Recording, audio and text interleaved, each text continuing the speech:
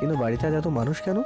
এমন সময় কোথা থেকে জানি আব্বু এসে আমার হাত ধরে ওপরে নিয়ে আসলেন, আর একটা পাঞ্জাবি আমার হাতে ধরিয়ে দিয়ে বললেন, ফ্রেশ হয়ে এই পাঞ্জাবিটা পরে নিচে চলে এসো তাড়াতাড়ি। আব্বু, এই বাড়িতে এসব কি হচ্ছে?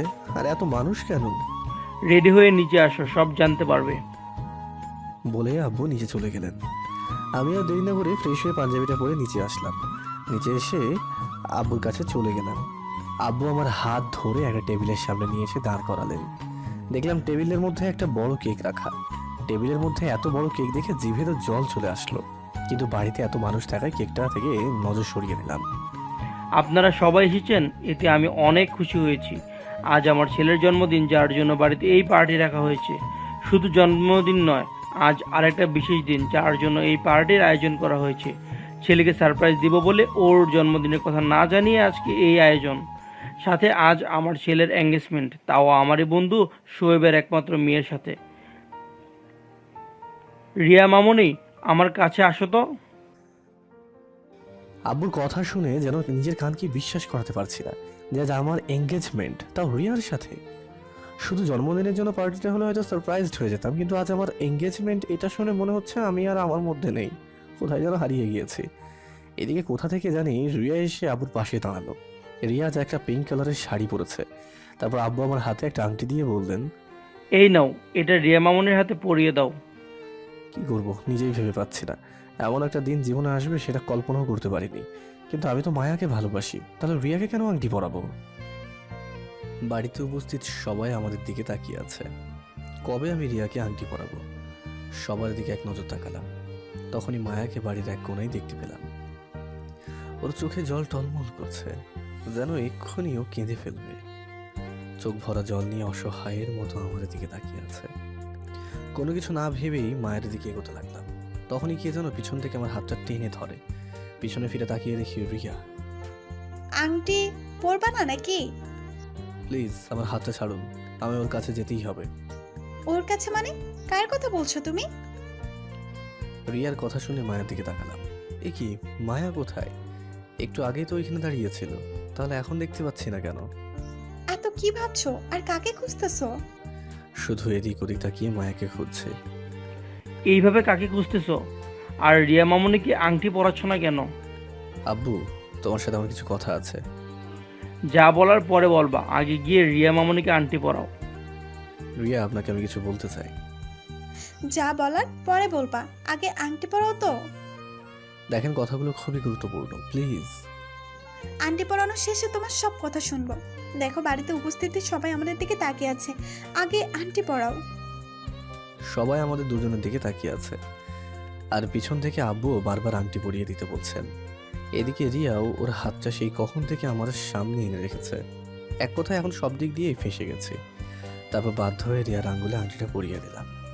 রিয়াকে আংটি পরানো হয়ে গেলে আব্বু আরেকটা আংটি এনে রিয়ার হাতে দিয়ে বললেন আংটিটা আমায় পরিয়ে দিতে। রিয়া এক সেকেন্ডও দেরি না করে আংটিটা আমার আঙ্গুলে পরিয়ে দিল। আংটি পরানো হলে উপস্থিত সবাই করতালি বাজিয়ে আমাদের অভিনন্দন করতে লাগলো।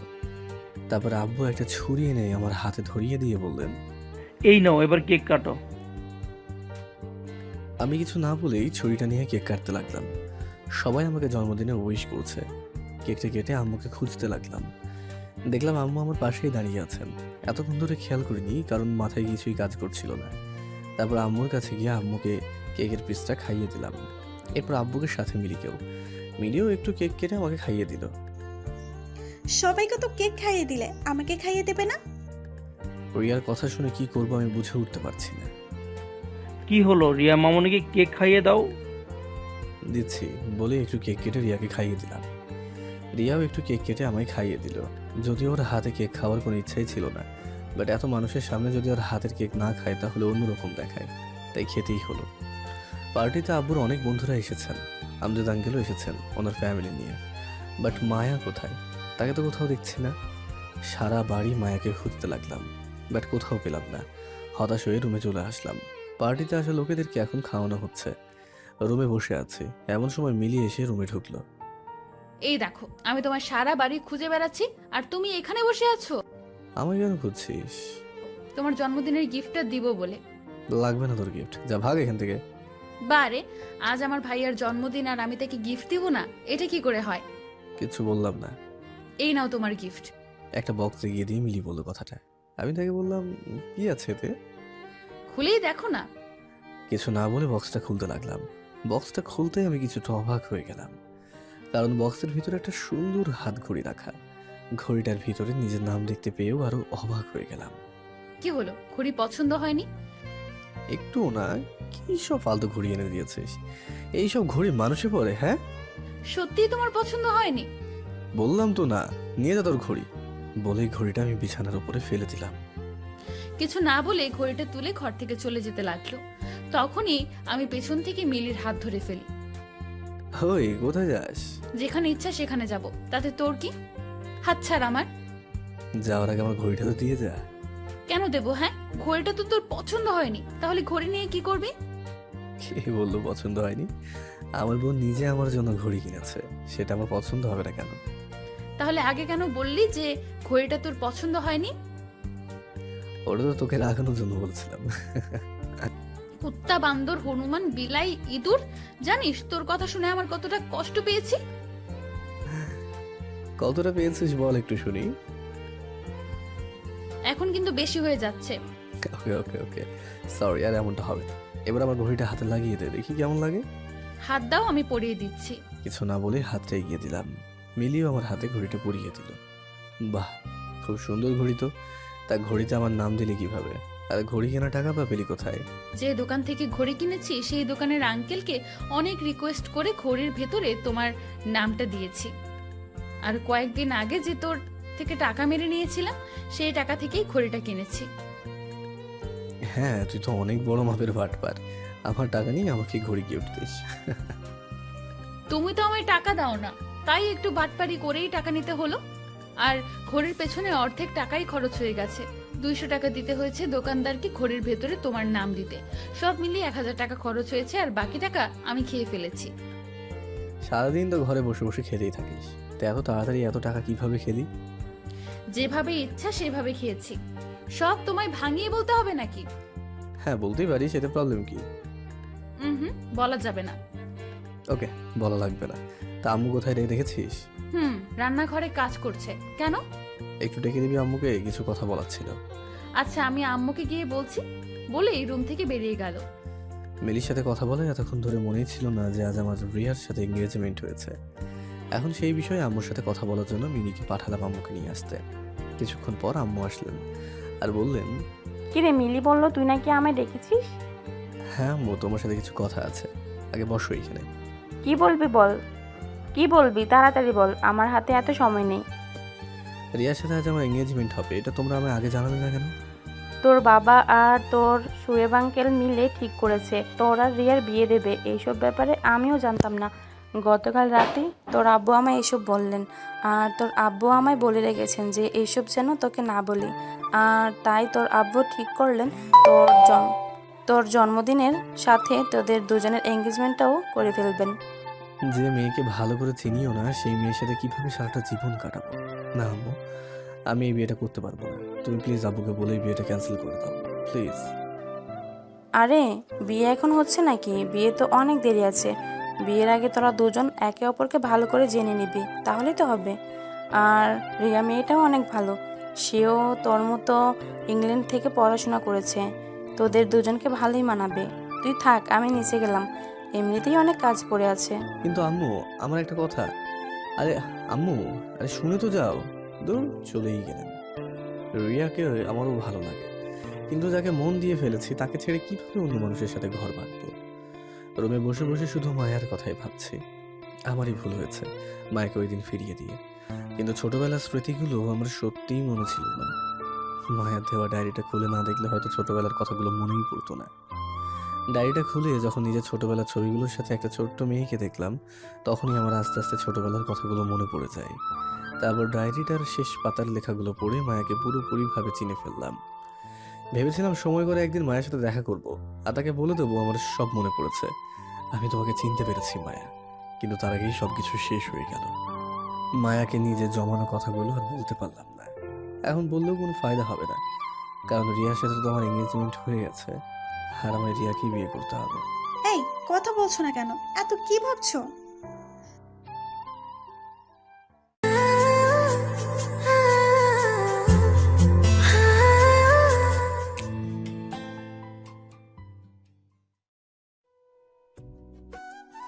হালকা ধাক্কা দিয়ে আমায় বলল। হঠাৎ কারো ধাক্কায় বাস্তবে ফিরলাম। সামনে তাকিয়ে দেখি রিয়া দাঁড়িয়ে আছে। হ্যাঁ, না মানে কিছু না। আপনি এখানে কখন আসলেন? অনেক আগেই এসেছি, আর এসে দেখলাম তুমি গভীর মনোযোগ দিয়ে কি যেন ভাবছো। তা এতক্ষণ কি ভাবছো? রিয়াকে কি মায়ের কথা বলে দেবো? এখনো তো সময় আছে, চাইলেই সবকিছু আগের মতো করা যাবে। কিন্তু মায়ের কথা বলায় রিয়া যদি না মানে, তাহলে একবার বলেই দেখি রিয়াকে কিছু হয় কিনা। হ্যাঁ, আবার কি ভাবছো? হ্যাঁ, না আসলে আপনাকে আমার কিছু কথা বলার ছিল। আমি জানি তুমি আমায় কি বলবে। এটাই তো বলবে যে হুট করে এনগেজমেন্ট হয়, তুমি আমায় মেনে নিতে পারছো না, তাই তো? সমস্যা নেই, আমরা না হয় আগে একে অপরকে ভালো করে চিনবো, তারপর বিয়ে করব। আর তুমি এখন থেকে আমায় তুমি করে বলবে, ওকে? আর এনগেজমেন্ট যেহেতু হয়ে গেছে, সো বিয়ে তোমাকে আমায় করতেই হবে। প্রথমে ভেবেছিলাম রিয়া আমার আর মায়ের ব্যাপারটা বুঝতে পেরেছে, কিন্তু তার এমন কথা শুনে বুঝে ফেলেছি সে আমায় এত সহজ ছেড়ে দেবে না। হয়তো রিয়াও আমাকে মায়ের মতো ভালোবাসে, কিন্তু আমি যাকে ভালোবাসি না তাকে কিভাবে বিয়ে করব? কিভাবে তাকে নিয়ে সারাটা জীবন পার করব? দুজনের মধ্যে যদি একজনের ভালোবাসার কমতি থাকে, তাহলে সেই ভালোবাসাটা পূর্ণতা পায় না। আমাদেরও হয়তো পাবে না, কারণ আমি মায়াকে ভালোবাসি, আর আমার সবটা জুড়েই মায়া রয়েছে। এই, তুমি আবার কি ভাবছো? তোমাকে কাছে আসার পর থেকেই দেখছি তুমি কি যেন ভেবে যাচ্ছ। এত কি ভাবছো বলো তো আমায়? হঠাৎ রিয়ার কথায় ভাবনা জগৎ থেকে বাস্তবে ফিরলাম। না মানে কই কিছু ভাবছি না তো। কিছু তো একটা ভাবছো, বলো আমায় কি ভাবছো? রিয়াকে কি মায়ের কথা বলে দেব? না, আমার মনে হয় না যে মায়ের কথা শুনে রিয়াই বিয়েটা আটকাবে। আগে জেনে নিই রিয়া আমাকে বিয়ে করতে রাজি হলো কিভাবে। এই, আবার কি ভাবছো? আপনাকে একটা কথা জিজ্ঞেস করবো, তার উত্তর দেবেন? কি কথা বলো?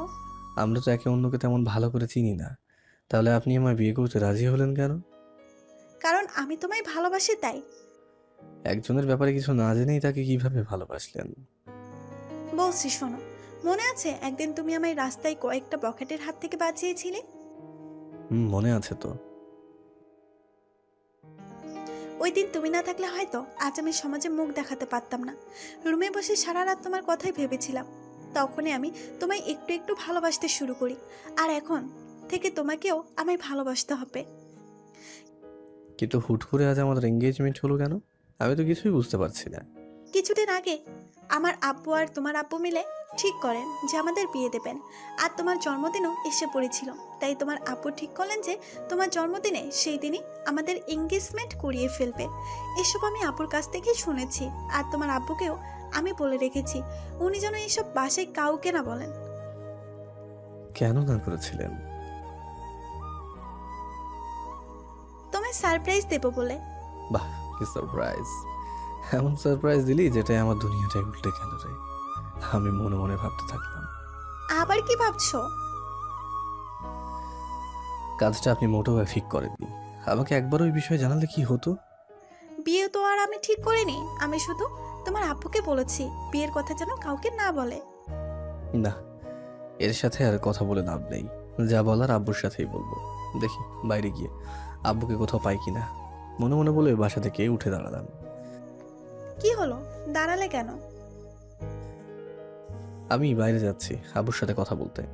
কথাটা বলে সামনের দিকে পা বাড়ালাম, তখনই পিছন থেকে রিয়া আমার হাতটা টেনে ধরলো। কোথাও যেতে পারবো না, চুপচাপ আমার পাশে এসে বসো। আমার এইখানে বসে থাকতে ভালো লাগছে না। তা কি করলে ভালো লাগবে শুনি? বসা থেকে উঠে আমার কাছে এসে প্রশ্ন করলো, কিচ্ছু করা লাগবে না, ছাড়ুন আমাকে, আমি বাইরে যাব। সেটা তো হবে না সোনা। দেখেন আমার আব্বুর সাথে কিছু কথা আছে, আমায় যেতেই হবে। আমার হাতটা ছাড়ুন প্লিজ। কিছু না বলে আমায় ধাক্কা মেরে বিছানায় ফেলে দিল, তারপর আমার উপর চড়ে বসলো। আমি তো আছি, ভালো লাগবে না কেন? কি করছেন এইসব? কেউ এসে পড়বে তো। কেন আসবে না, সবাই এখন কাজে ব্যস্ত। প্লিজ।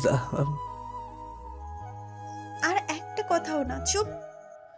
আমার মুখে আঙ্গুল দিয়ে বললো কথাটা, তারপরে আস্তে আস্তে আমার দিকে ঝুঁকে আসতে লাগলো। আমার ঠোঁটের কাছে ওর মুখটা নিয়ে এসে ওর আঙ্গুলটা আমার মুখ থেকে সরিয়ে দিয়ে ওর দুই হাত দিয়ে আমার হাতটা চেপে ধরলো। এরপর যে আমায় কিস করতে যাবে তখনই রুমে দরজাটা খুলে কে যেন রুমে ঢুকে পড়লো। সরি আমি জানতাম না যে তোমরা এইখানে আছো।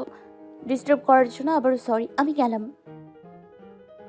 বলে কিছুক্ষণ আমার দিকে অসহায়ের মতো তাকিয়ে থেকে দৌড়ে রুম থেকে চলে গেল। আমি ঘটনাটা এত তাড়াতাড়ি ঘটে গেল যে মায়াকে কিছু বলতেই পারলাম না। তারপরেও রিয়াকে জোর করে সরিয়ে উঠে বাইরে চলে আসলাম। বাইরে এসে চারপাশে তাকিয়ে মায়াকে খুঁজতে লাগলাম, কিন্তু কোথাও দেখতে পেলাম না। এখনই তো রুম থেকে বাইরে আসলো, তাহলে গেল কোথায়? মায়া এই সময় নিশ্চয়ই কোনো নিরিবিলি জায়গায় হবে, কিন্তু কোথায়? অনেকক্ষণ ধরে ভাবার পর মনে হলো বাসায় এখন নিরিবিলি জায়গা হলে একটাই হবে, আর সেটা হলো ছাদ। মায়া তাহলে ছাদে যায়নি তো? একবার গিয়ে দেখি পাই কিনা। তারপরে কিছু না ভেবে সোজা ছাদে চলে আসলাম। ছাদে এসে মায়াকে খুঁজতে লাগলাম। তাহলে আমার ধারণাটাই ঠিক হলো, মায়া ছাদের এক কোণে দাঁড়িয়ে আছে। আমি গিয়ে ওর পিছনে দাঁড়ালাম। মায়া? ওর কাঁধে হাত দিয়ে বললাম। মায়া হঠাৎ কাঁধে কারো স্পর্শ পেয়ে চোখ মুছে পিছনে তাকালো, দেখলো আমি দাঁড়িয়ে আছি। তখন ওইভাবে চলে আসলে কেন? তুমি এখানে কি করছো? তোমার হবু বউ রিয়া তোমায় আমার সাথে দেখলে রাগ করবে তো? ফালতু কথা না বলে যেটা জিজ্ঞেস করেছি সেটার উত্তরটা দাও। ওই সময় তোমাদের রোমাঞ্চকর মুহূর্ত চলছিল, ওইখানে আমি থেকে কি করব? মায়া, বিশ্বাস করো, তুমি যে ভাবছো তার কিছুই হয়নি। আসলে রিয়া আমায়... চোখের সামনে এমন কিছু দেখলে যে কেউই বুঝতে পারবে কি হচ্ছে। সব সময় চোখে দেখাটা সঠিক হয় না মায়া। তোমার হবু বউয়ের সাথে তুমি যা ইচ্ছা তাই করবা। আমি কি তোমায় বলেছি নাকি যে ওর থেকে দূরে দূরে থাকতে? মায়া প্লিজ স্টপ। বারবার হবু বউ করছো কেন? ওকে আমি এখনো মেনে নিইনি, বিয়ে তো দূরের কথা। কারণ আমি তো শুধু তো... সে আমাকে বলতে না দিয়ে বললো। ওর সাথে যেহেতু তোমার এনগেজমেন্ট হয়েই গেছে, তাহলে বিয়েটাও তো ওর সাথেই হবে, তাই না? এখন মেনে না নিলেও বিয়ের পরে ঠিকই মেনে নিবা। আমি এখন যাই, কেউ আমাদের দুজনকে একসাথে দেখে ফেললে আবার সমস্যা হবে। মায়া প্লিজ আমার কথাটা শোনো। মায়া দাঁড়াও প্লিজ। মায়া একবারও পিছনে ফিরে তাকালো না, ছাদ থেকে নেমে সোজা নিচে চলে গেল। আমি আরো কিছুক্ষণ ছাদে থেকে নিচে চলে আসলাম। নিচে এসে দেখি সবার খাওয়া দাওয়া শেষ, আর অনেকেই যার যার বাসায় চলে গেছে। শুধু আমজাদ আঙ্কেলের পরিবার আর শোয়েব আঙ্কেলের পরিবার রয়ে গেছে। আমি বাইরে গিয়ে আব্বুকে খুঁজতে লাগলাম। একসময় পেয়েও গেলাম। আব্বু একটা চেয়ারে বসে বসে ফোনে কি যেন করছেন। আমি গিয়ে ওনার সামনে দাঁড়ালাম। আব্বু, তোমার সাথে আমার কিছু কথা আছে। হ্যাঁ বল, কি বলবা? আব্বু, এটা তুমি কি করলে? আমাকে না জানিয়ে আমার বিয়েটা ঠিক করে ফেললে, আর আজকে আবার এঙ্গেজমেন্টও করিয়ে ফেললে। কেন, অপরিচিত মেয়ের সাথে তো তোমার বিয়ে ঠিক করি নাই। রিয়াকে তো তুমি ভালো করেই চিনো, তাহলে সমস্যা কি? রিয়ার সাথে আমার কয়েকদিনের পরিচয় মাত্র, আর এতেই তুমি ওর সাথে আমার বিয়ে ঠিক করে ফেললে। দেখ বাবা, এখানে আমার কিছুই করার ছিল না। তোমার আঙ্কেল খুব জোর করছিল রিয়ার সাথে তোমার বিয়ে দেওয়ার জন্য। যদি আমি তোমার সাথে রিয়ার বিয়ে না দেই তাহলে সে আমাদের বন্ধুত্ব শেষ করে ফেলবে বলছিল। এত বছরের বন্ধুত্ব কিভাবে শেষ করি বল? আর তাছাড়া তোমার শোয়েব আঙ্কেল ছোটবেলায় তোমাকে পড়াশোনায় অনেক হেল্প করেছে। তখন তোমাদের আমজাদ আঙ্কেলের সাথে আমার তেমন কোনো পরিচয় ছিল না। সে আমার জন্য এত কিছু করলো, আর আমি তার জন্য একটা কথা রাখতে পারবো না? এটা ভেবে আমি রিয়ার সাথে তোমার বিয়ে ঠিক করে ফেলি। আর রিয়াও তো তোমার মতো ইংল্যান্ডে বড় হয়ে পড়াশোনা করেছিল। বিয়ের পর তোমরা একে অপরকে ভালোই করে বুঝতে পারবে। শুধুমাত্র বন্ধুত্বের জন্য তুমি আমাকে না জানিয়ে এত বড় একটা সিদ্ধান্ত নিয়ে নিলে? দেখ বাবা, যা হবার হয়ে গেছে, আর বিয়ের তো অনেক দেরি আছে। বিয়ের আগেই তোমরা একে অপরকে ভালো করে জেনে নিতে পারবে। তোমরা একে অপরকে ভালোভাবে জানো, বুঝো, তারপর না হলে একটা দিন দেখে তোমাদের বিয়ের কাজ শেষ করে ফেলবো। বাবা ছেলের মধ্যে কি এত কথা হচ্ছে শুনি? আরে তেমন কিছু না, ওকে না জানিয়েই এত কিছু করে ফেললাম, তার জন্য একটু রাগ করে ফেলেছে, এই আর কি। আরে বাবা, এখানে রাগ করার কি আছে নাকি? আমার মেয়েকে তোমার পছন্দ হয়নি? না আঙ্কেল, তেমন কিছু না আসলে। জানি। কি বলতে চাচ্ছ? সমস্যা নেই, আগে দুজন একে অপরকে ভালো করে বুঝো, তারপর বিয়ে হবে, ওকে? আবার কাঁধে হাত রেখে বললেন। আমি শুধু মাথা নাড়ালাম। আচ্ছা, আপনারা গল্প করেন, আমি যাই বলে ওখান থেকে রুমে চলে আসলাম। কিরে ভাই, সবাই দেখছি মনের কথা বুঝে ফেলছে আর একই কথা বলছে। আগে একে অপরকে বুঝ, তারপর বিয়ে হবে। মনের কথা জানতেনি যখন, তাহলে আমায় জিজ্ঞেস না করে বিয়ে ঠিক করলেন কেন? হ্যাঁ, আমি মনে মনে এইসবই ভাবতে লাগলাম। কিছুক্ষণ পর আম্মু রুমে এসে খাবারের জন্য ডাক দিয়ে গেলেন। ইচ্ছে তাড়া থাকা সত্ত্বেও আম্মুর জন্য যেতেই হলো। নিচে গিয়ে দেখি সবাই টেবিলে বসে পড়েছে। একটা চেয়ার খালি আছে, যেটা সোজাসুজি রিয়া বসা। কিরে দাঁড়িয়ে আছিস কেন? আয় বস। কিছু না বলে চেয়ার টেনে বসে পড়লাম। খাবার খাচ্ছি, এমন সময় মনে হলো কেউ তার পা দিয়ে আমার পায়ে স্লাইড করছে। টেবিলে মায়াও বসে আছে। ওর দিকে তাকিয়ে দেখি ও মাথা নিচু করে খাবার খাচ্ছে। তারপর রিয়ার দিকে তাকাতেই সে আমার চোখ টিপ মেরে বসলো। আমার আর বুঝতে বাকি রইল না যে কাজটা কে করেছে। তারপর কোনো রকমে খাবার শেষ করে রুমে চলে আসলাম। রুমে এসে ভাবতে লাগলাম কাল সকালে একবার মায়ের ভার্সিটিতে গিয়ে মায়ের সাথে দেখা করব, আর তাকে নিজের মনের কথাগুলো বলে দেবো। আর সময় করে রিয়াকেও একদিন মায়ের কথা জানিয়ে দেবো। তারপর আরও কিছুক্ষণ জেগে থেকে ঘুমিয়ে পড়লাম। পরের দিন সকালবেলা ঘুম থেকে উঠে ফ্রেশ হয়েই গাড়ি নিয়ে মায়ের ভার্সিটিতে চলে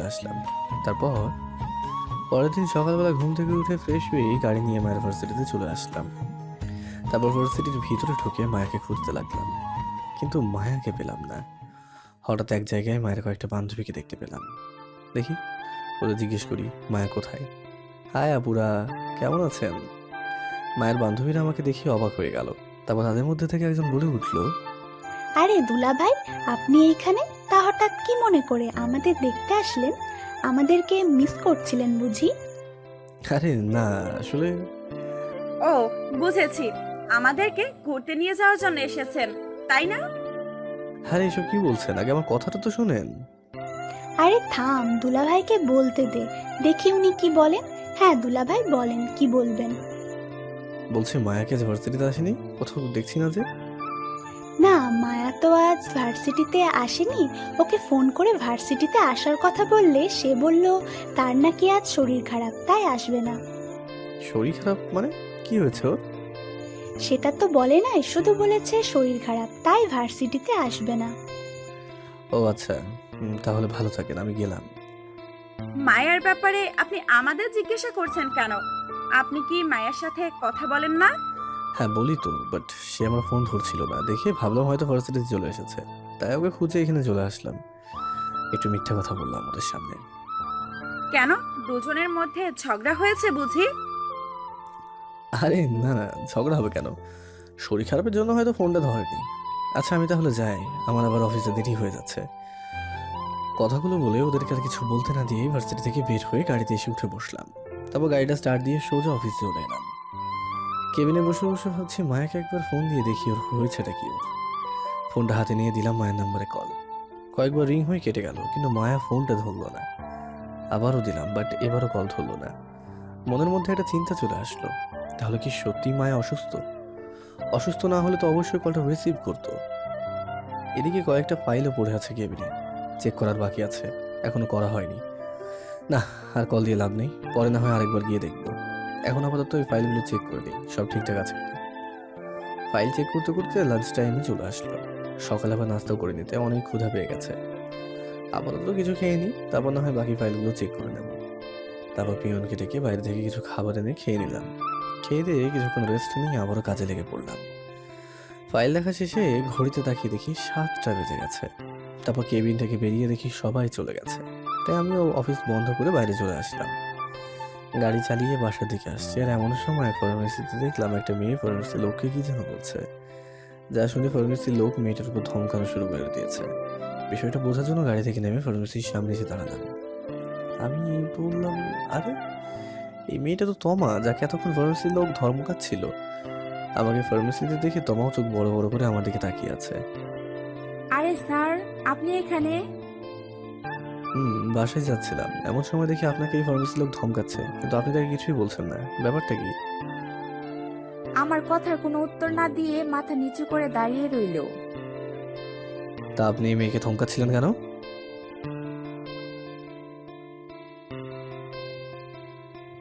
ঔষধ বাকি নেন কেন? আপনার কাছে টাকা নেই? মাথা নাড়িয়ে না সূচক জবাব দিল। আমি তোমাকে জিজ্ঞেস করলাম, কার জন্য ওষুধ নিতে এসেছেন?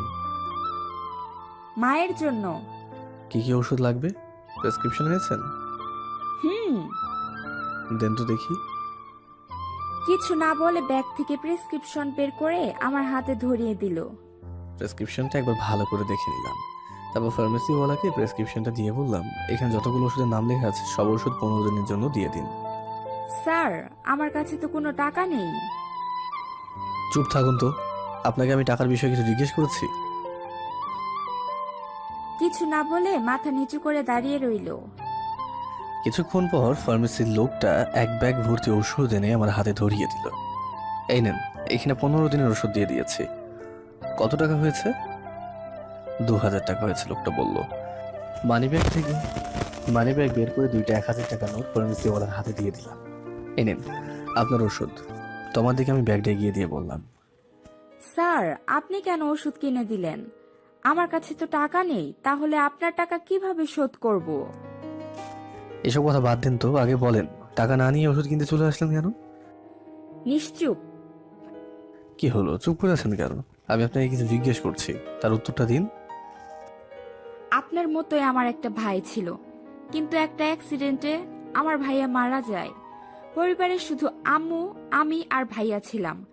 আগে ভাইয়া রোজি রোজগার করে পরিবার চালাতো, কিন্তু ভাইয়া মারা যাওয়াতে আমাদের জীবনে আলো নিভে অন্ধকার নেমে আসে। আম্মুও হার্টের রোগী, সারা বছরই ওনার ওষুধ খেতে হয়।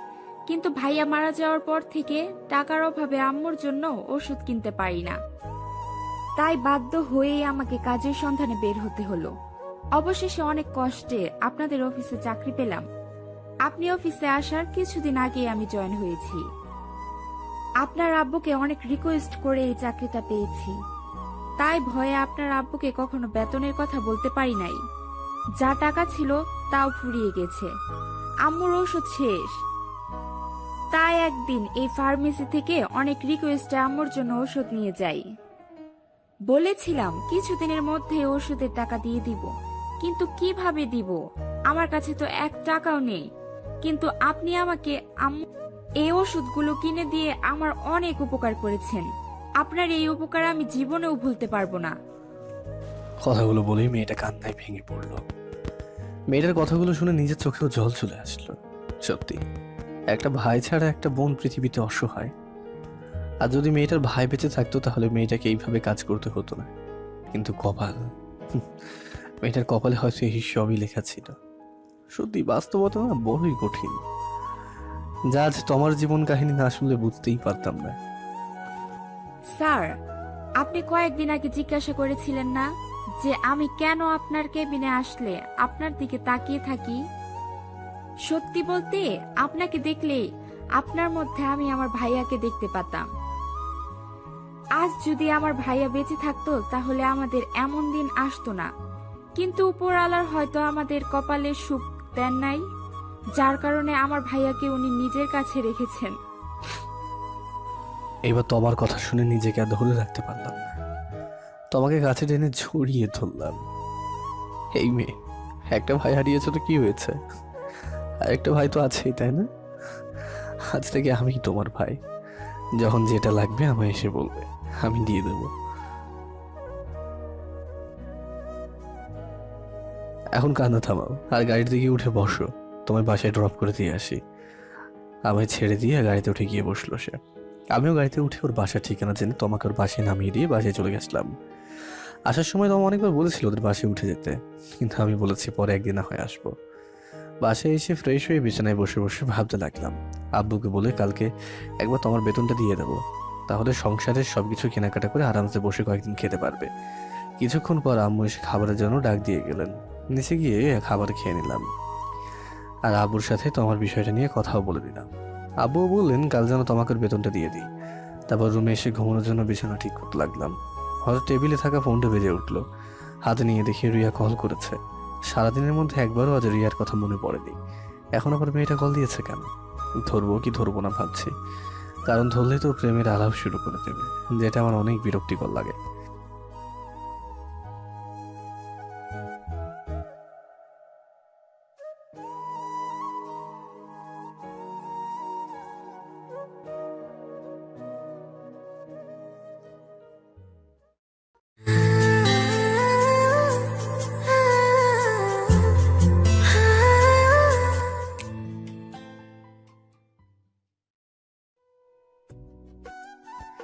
কথাগুলো ভাবতে ভাবতে একটা সময় কলটা কেটে গেল।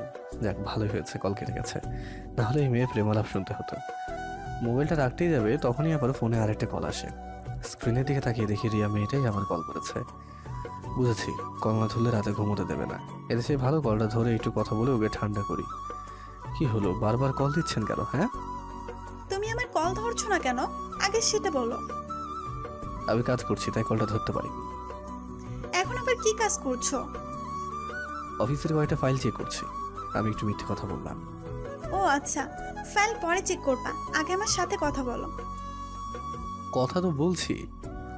হ্যাঁ, তুমিও না একদম আনরোমান্টিক। প্রবলেম নেই, বিয়ের আগে তোমার একেবারে রোমান্টিক করে তুলবো। এইসব আপনার কথা? ওই, তোমাকে না বললাম আমায় তুমি করে বলতে? তাহলে বারবার আপনি আপনি করছো কেন? আমার তুমি করে বলতে আনিজ লাগে, তাই আপনি করে বলি। তা বিয়ের পরেও কি আপনি করেই বলবা?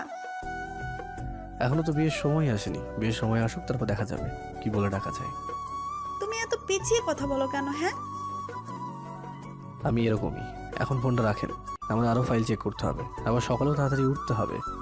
ভালো করে কথা বলাই হলো না, আর বলছো ফোন রেখে দেব? এটা কেমন হয় বাবু?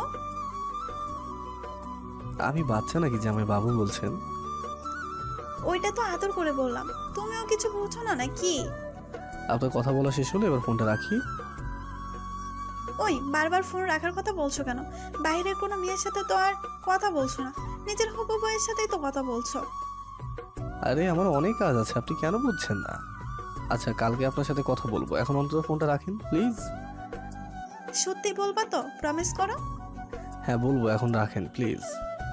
মনে থাকে যেন। আর তাড়াতাড়ি ঘুমিয়ে পড়িও, কেমন? বাই।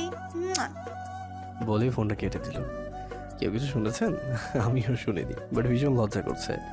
ও ভাই, কই মেরে লজ্জা কো ঢাকো, আমার লজ্জা ঢাকার জন্য কিছু একটা নিয়ে আসো, কিছু দাও। বসে বসে ভাবতে লাগলাম মায়ের সাথে তো আজ দেখাই হলো না। কল দিলাম, কলটা ধরলো না। দেখি তো আবার কল দিয়ে ধরে কিনা। যেই ভাবা সেই কাজ। মায়ের নম্বরে দিলাম কল, কিন্তু 2বার রিং হতেই কলটা কেটে গেল। বুঝতে পারলাম মায়ায় কল কেটেছে। তবুও আরেকবার কল দিলাম, এবারও কলটা কেটে দিল। বুঝে গেছি মায়া বারবার কেবল কলটা কেটে দিচ্ছে। না, কালকে আবার মায়ের ভার্সিটিতে যাব।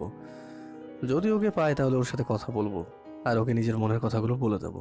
তারপর আর বসে না থেকে কম্বল জড়িয়ে ঘুমিয়ে পড়লাম। পরের দিন সকালবেলা ঘুম থেকে উঠে ফ্রেশ হয়ে নাস্তা করে নিলাম। তারপর রুমে এসে গাড়ি নিয়ে রেডি হয়ে মায়ের ভার্সিটিতে চলে আসলাম। গাড়ি থেকে নেমে ভার্সিটির ভিতরে ঢুকে মায়াকে খুঁজতে লাগলাম। হঠাৎ দেখলাম মায়া ওর বান্ধবীদের সাথে একটা গাছের নিচে মরা হয়ে মন মরা হয়ে বসে আছে। আমি একটু দৌড়ে গিয়ে ওদের সামনে দাঁড়ালাম। আমাকে দেখে সবাই যতটা না অবাক হয়েছে তার চেয়ে অনেক গুণ বেশি অবাক হয়েছে মায়া। হয়তো সে ভাবছে আমি কেন এখানে আসলাম। মায়া, তোমার সাথে আমার কিছু কথা আছে, আমার সাথে একটু ওইদিকে আসবে? এখন আমার ক্লাস শুরু হয়ে যাবে, আমি কোথাও যেতে পারবো না। প্লিজ মায়া, একটু আমার সাথে আসো, জাস্ট 2 মিনিট কথা বলবো, তারপর চলে যাব, প্রমিস। বললাম না আমি কোথাও যেতে পারবো না। আরে ক্লাস শুরু হতে তো অনেক সময় বাকি আছে, তুই জানা দুলা ভাইয়ের সাথে গিয়ে শুনে আয় উনি কি বলতে চাচ্ছেন। কেন মায়া যাবে কেন? যা বলার আমাদের সামনে বলুন, আমরাও শুনি কি এমন কথা বলতে এইখানে এসেছেন।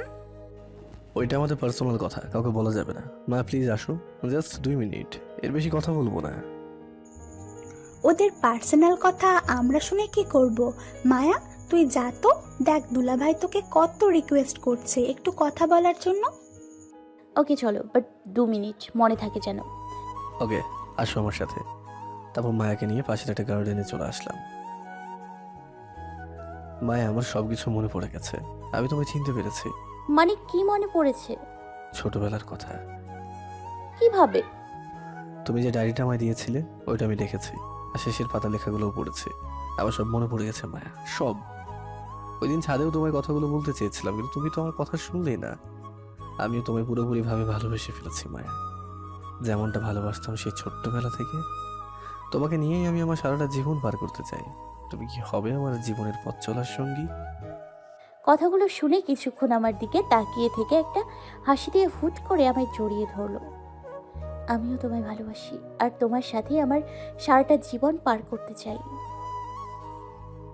আমিও মায়ের কথাগুলো শুনে ওকে উড়িয়ে ধরলাম। কিন্তু পরক্ষণে মায়া নিজেকে আমার কাছ থেকে ছাড়িয়ে নিল আর চেহারার মধ্যে একটা কষ্টের ছাপ এনে বলল, কিন্তু চাইলেই তো সব কিছু হবে না, কারণ ইতিমধ্যে রিয়ার সাথে তোমার বিয়ে ঠিক হয়ে গেছে আর তোমাদের এঙ্গেজমেন্টও হয়ে গেছে। তুমি আমায় ভুলে যাও আর রিয়াকে নিজের জীবন সঙ্গী বানিয়ে নাও। মায়া কি বলছো এইসব? সে ছোটবেলা থেকে দুজন দুজনকে ভালোবেসে এসেছি, আর আজ তুমি বলছো আমি তোমাকে ভুলে যাব? বলো কি এটা বলবা? কিভাবে সম্ভব? যার সাথে কয়েকদিনের দেখাই পরিচয় মাত্র, তাকে নিয়ে কিভাবে সারাটা জীবন পার করব? আমি রিয়াকে কিছুতেই বিয়ে করব না।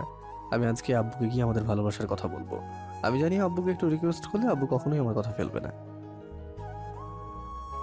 তুমি এমনটা করবে না প্লিজ। দেখো, শোয়েব আঙ্কেল অনেক কষ্ট করে তোমার আব্বুকে এই বিয়ের জন্য রাজি করিয়েছেন। তুমি যদি এই বিয়েটা না করো তাহলে হয়তো শোয়েব আঙ্কেল আর তোমার আব্বুর বন্ধুত্বটা চিরকালের জন্য ভেঙে যাবে। আর এতে আমার আব্বুই শোয়েব আঙ্কেল আর তোমার আব্বুর কাছে ছোট হয়ে যাবেন। ওরা ভাববে তোমাদের সম্পত্তির লোভে আমার আব্বু আমার দ্বারা তোমাকে বশ করিয়েছেন, যাতে তুমি আমায় বিয়ে করো আর আমরা তোমাদের সম্পত্তিতে ভাগ বসাতে পারি। এইসব কি পাগলের মতো কথা বলছো মায়া? এমন কিছুই হবে না। তুমি শুধু আমার উপরে ভরসা রাখো। আর রিয়াকে বিয়ে করলে আমি জীবনে সুখী হতে পারবো না, কারণ একতরফা ভালোবাসা কখনো পূর্ণতা পায় না। দুটো মনের ভালোবাসা মিলেই ভালোবাসা পূর্ণতা পায়, যেটা আমার আর তোমার মধ্যে আছে। আছে না ছিল, এখন আমার মনে তোমার জন্য কোনো ভালোবাসা নেই, কারণ একজনের সাথে তোমার বিয়ে ঠিক হয়ে গেছে। এখন তোমাদের মধ্যে আমি আসলে যে কেউই বলবে আমি তোমাদের সম্পত্তির লোভে তোমাকে ভালোবেসেছি।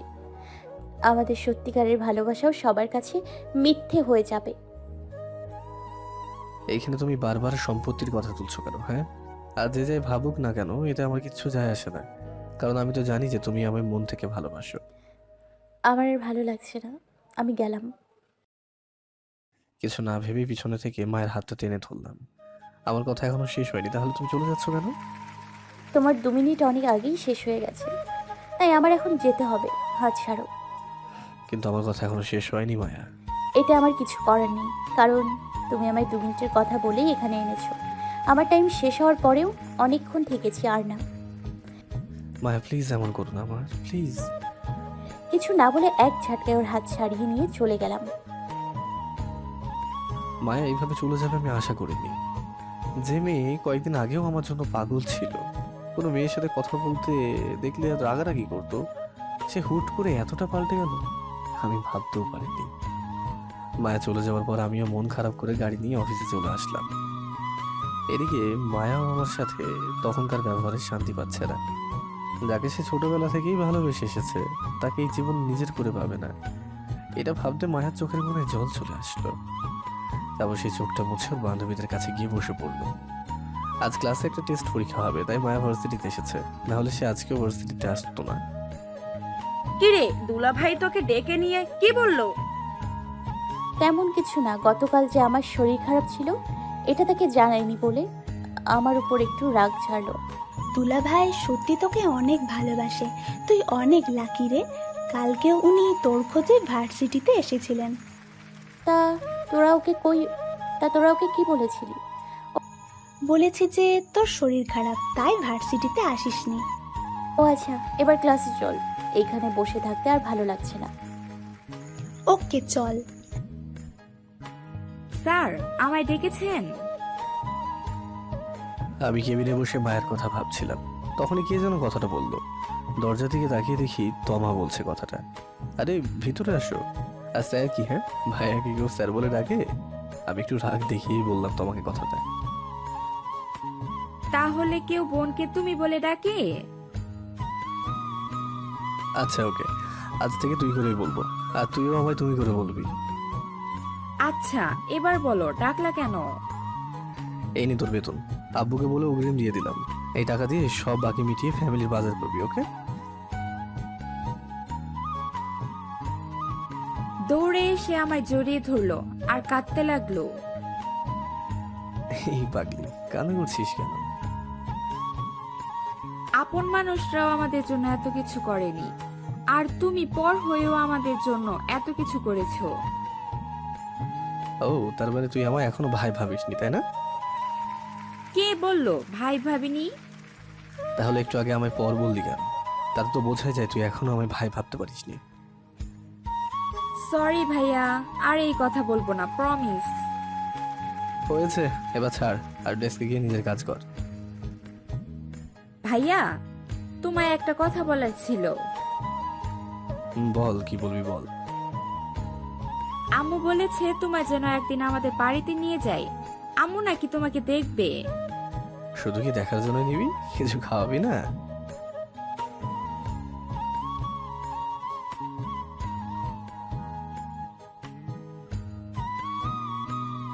না আজকে না, অন্য আরেকদিন। তুই আগে ফ্যামিলির জন্য সবকিছু কেনাকাটা কর, তারপরে এসে আমায় বলিস, তখন তোদের বাসায় যাবো।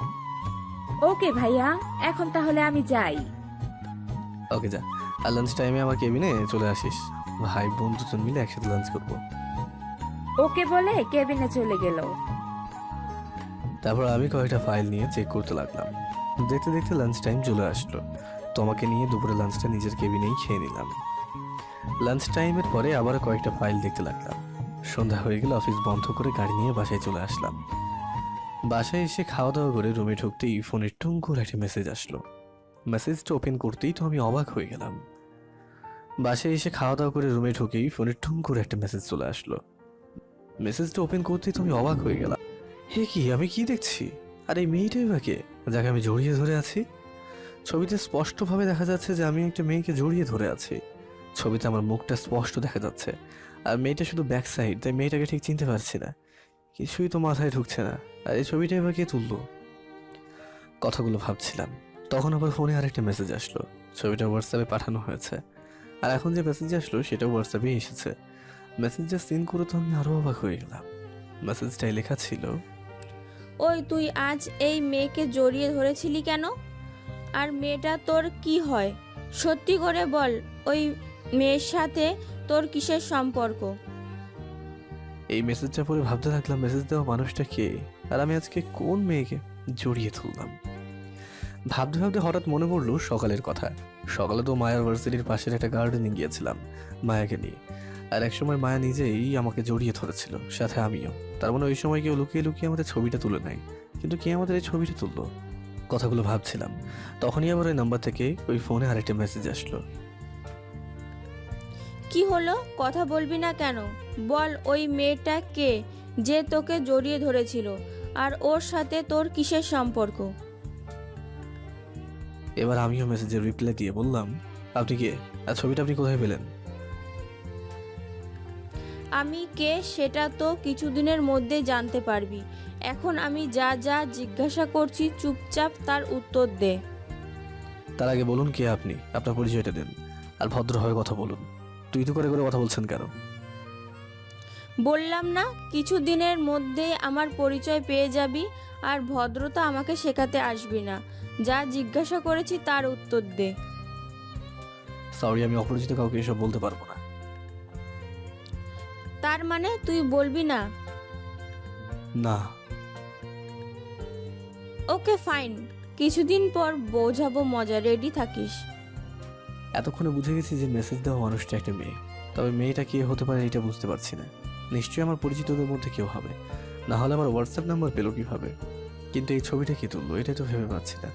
না, এত ভেবে লাভ নেই, এখন ঘুমিয়ে পড়ি, সকালে আবার অফিসেও যেতে হবে।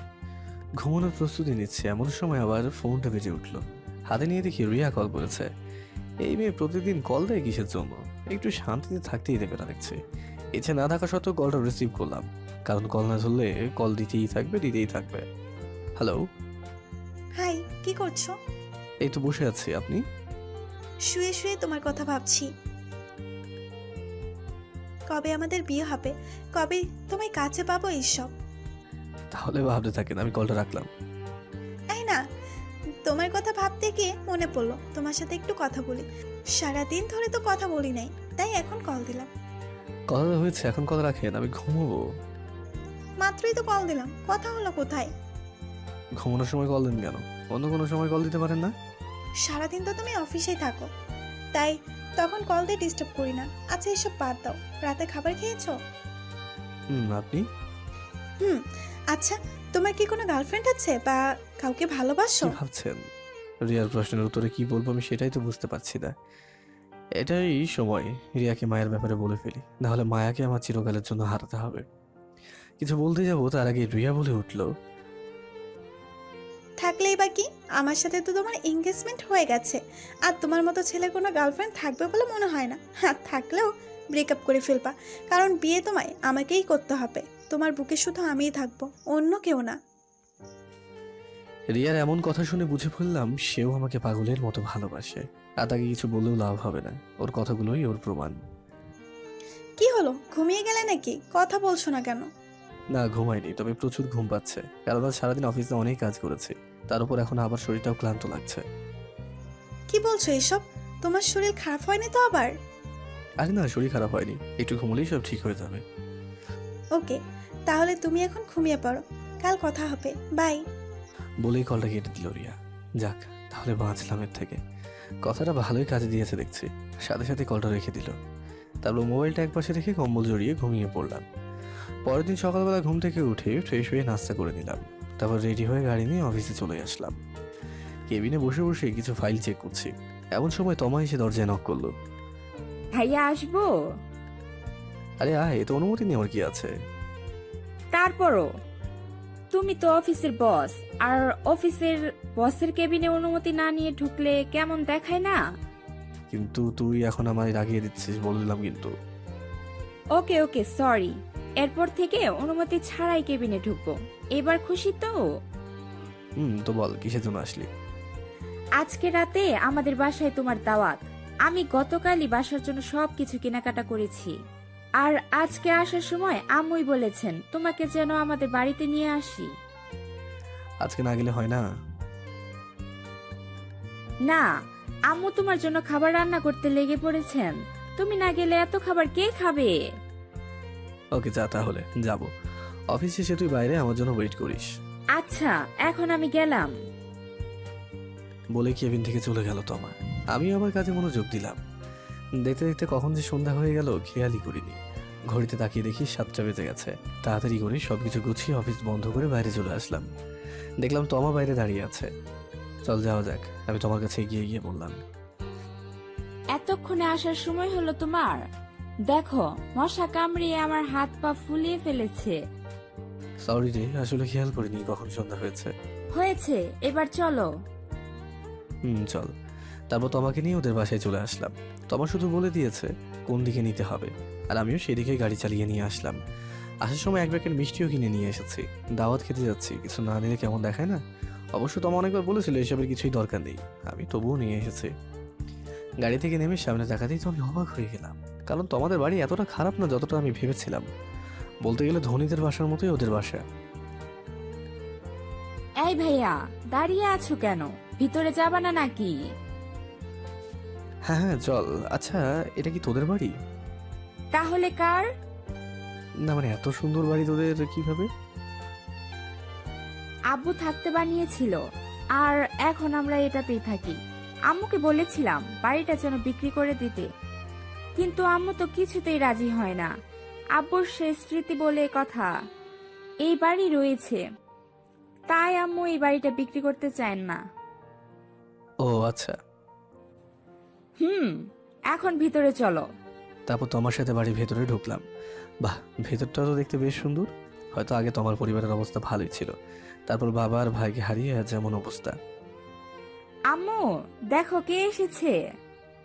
কে এসেছে? তোর ভাইয়া? একজন মহিলা আমাদের সামনে এসে বলল, আসসালামু আলাইকুম আন্টি, কেমন আছেন? ওয়ালাইকুম আসসালাম। হ্যাঁ বাবা, ভালো। তুমি কেমন আছো? আলহামদুলিল্লাহ, আমিও ভালো আছি। তা আপনি ঠিক মতো ওষুধ খাচ্ছেন তো? হ্যাঁ বাবা, তোমার মুখ থেকে তোমার সম্পর্কে অনেক কিছু শুনেছি। সত্যি তোমার মতো মানুষ আজকাল এই পৃথিবীতে খুঁজে পাওয়া মুশকিল। তুমি আমাদের জন্য কত কিছু করলে, আমরা সারা জীবন তোমার কাছে ঋণী হয়ে থাকবো বাবা। ছি ছি, এইসব আপনি কি বলছেন? আপনি আমার মায়ের মতো, আর তোমাকে তো আমি এখন নিজের বোন মানি, তাহলে তো আমি আপনার ছেলেই বলতে পারেন। ছেলে কি কোনো মা এসব বলে?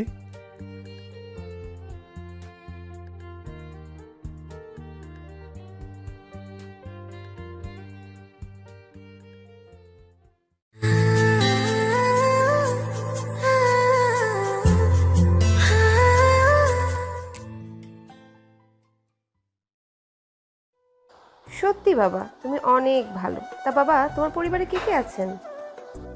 আম্মু, আব্বু আর 2 বোন। বোনেরা কি করে? এক বোন পড়াশোনা করে আর এক বোন আমার অফিসে চাকরি করে। আমি তোমার দিকে কথাটা বললাম। সত্যি বাবা, তমা একটা ভাই হারিয়েও নিজের ভাই খুঁজে পেয়েছে তোমার মধ্যে। ভাইয়াকে আজ খাওয়াতে হবে না, এভাবেই দাঁড় করিয়ে রাখো। আরে হ্যাঁ, আমার তো মনেই ছিল না। তুই খাবার টেবিল রেডি কর। আর বাবা, তুমি হাত ধুয়ে নাও। খাবার রেডি, চলে আসো। আন্টি এই নেন, আপনার জন্য মিষ্টি এনেছি। আমি আন্টির হাতে মিষ্টিগুলো তুলে দিলাম। আরে এইসব কেন আনতে গেলে কষ্ট করে? অনেক খিদে পেয়েছে আন্টি, চলেন খাবারটাকে খেয়ে নিই। চলো। তারপর সবাই একসাথে বসে মজা করে খাবার খেলাম। খাওয়া শেষে কিছুক্ষণ বসে রেস্ট নিয়ে ওদের থেকে বিদায় নিয়ে বাসায় চলে আসলাম। আসার সময় দোকান থেকে মিলির জন্য কিছু চকলেট কিনে নিয়ে আসলাম। বাসায় এসে মিলির রুমে গিয়ে ওকে চকলেটগুলো দিলেও খুশিতে আমায় জড়িয়ে ধরলো। আজ হঠাৎ কি মনে করে চকলেট নিয়ে আসলাম? এমনি মন চাইলো তাই আনলাম। আচ্ছা শোন, আম্মুকে বলিস আমি বাইরে থেকে খেয়ে এসেছি, রাতের খাবো না। আচ্ছা। তারপর নিজের রুমে এসে ফ্রেশ হয়ে বিছানায় বসে পড়লাম। বিছানায় বসে কিছুক্ষণ ফেসবুকিং করার পর ঘুমিয়ে পড়লাম। এইভাবে কেটে গেল কিছুটা দিন। এই কয়েকদিনে মায়ের সাথে তেমন কথা হয়নি, তবে রিয়া প্রতি রাতেই কল দিয়ে আমায় জ্বালাতন করতো। আজ শুক্রবার, তাই অফিস বন্ধ। নামাজ পড়ে দুপুরে খাবার খেয়ে রুমে এসে ঘুমিয়ে পড়লাম। সন্ধ্যাবেলা ঘুম থেকে উঠে উজু করে নামাজ পড়ার জন্য মসজিদে চলে আসলাম। নামাজ পড়ে কিছুক্ষণ বাইরে হাঁটাহাঁটি করতে লাগলাম। হাঁটাহাঁটি শেষে বাসার দিকে আসতে লাগলাম। হঠাৎ মাঝে রাস্তায় একটা কালো গাড়ি এসে থামলো। তারপর গাড়ি থেকে 2টা লোক বের হয়ে আমার দিকে আসতে লাগলো। কিছু বুঝে ওঠার আগেই ওরা আমার কাছে এসে আমায় ধরে নিয়ে গাড়িতে ঢুকিয়ে দিল আর মুখের মধ্যে একটা স্প্রে মেরে দিল। মুহূর্তের মধ্যে আমি জ্ঞান হারিয়ে ফেলি। যখন জ্ঞান ফিরল তখন নিজেকে একটা রুমের মধ্যে চেয়ারের সাথে বাঁধা অবস্থায় দেখতে পেলাম। চারপাশে তাকিয়ে দেখি বোঝার চেষ্টা করলাম আমি এখন কোথায় আছি। তখনই সামনে একটা মেয়েকে চেয়ারের উপর পা তুলে বসে থাকতে দেখলাম। মেয়েটার দিকে ভালো করে তাকাতে দেখি সে আমার দিকে এক ধ্যানে তাকিয়ে আছে। বুঝলাম না এই মেয়েটা আমার দিকে তাকিয়ে আছে কেন, আর এই মেয়েটাই বা কে? পোশাকের স্টাইল দেখে তো কোনো সাধারণ মেয়ে বলে তো মনে হচ্ছে না। ছেলেদের মতো শার্ট প্যান্ট পরে আছে মেয়েটা। এই কে আপনি, আর আমাকে এইখানে কারা এনেছে? চুপ করে আমার দিকে তাকিয়ে আছে। ও হ্যালো, একটু কথা বলছেন না কেন? মেয়েটার এবার ধ্যান ভাঙলো আর বলল, কিছু বললে? কে আপনি, আর আমাকে এখানে কারা এনেছে? আমার লোকেরা এনেছে। কেন? তোমাকে দেখাবো তাই। কিন্তু আপনি কে, আর আমাকে দেখারই বা কি আছে? আমায় চিনতে পারছো না? কিন্তু আপনি কে, আর আমাকে এইভাবে দেখারই বা কি আছে? আপনাকে তো এর আগে কখনো দেখিনি, তাহলে চিনবো কিভাবে? আমার দিকে তাকাও আর দেখো আমায় চিনতে পারো কিনা। মেয়েটার কথায় ভালো করে ওর দিকে তাকালাম। চেহারাটা দেখে কিছুটা চেনা চেনা লাগছে, কিন্তু ঠিক মনে করতে পারছি না যে কি হতে পারে মেয়েটা। কি হলো, চিনতে পেরেছো? না। চিনবে কি করে? মেয়েদের সাথে তো শুধুই লুতুফুতু করতে পারো, তাই এই পর্যন্ত কটা মেয়ের সাথে লুতুফুতু করেছো? লুতুফুতু কি? আর আমি কখনো কোনো মেয়ের সাথে লুতুফুতু করলাম? হ্যাঁ, এখন তো কিছুই বুঝবা না, তুমি তো কচি খোকা। কয়েকদিন আগে যে একটা গার্ডের মধ্যে একটি মেয়েকে জড়িয়ে ধরেছিলে, মনে নেই? কথাটা শুনে বুঝতে পারলাম মেয়েটা মায়ার কথা বলছে, কিন্তু এই মেয়ে এইসব জানলো কি করে? তখনই মনে পড়লো ওই ফোন করা মেয়েটার কথা। সেও তো এই ঘটনাটা জানে, তাহলে কি এই মেয়েটাই সেই ফোন করা মেয়েটা? কি ভাবছো এখন? আমার হাত পা খুলে দেন প্লিজ। কেন? প্লিজ খুলেন। হাত পা খুলে দিই আর তুমি পালিয়ে যাবে, তাই তো? না না, আমি পালাবো না সত্যি। আর বাড়ি তো নিশ্চয় একটা লোক রয়েছে, পালালে তো ওরা আমায় ধরেই ফেলবে।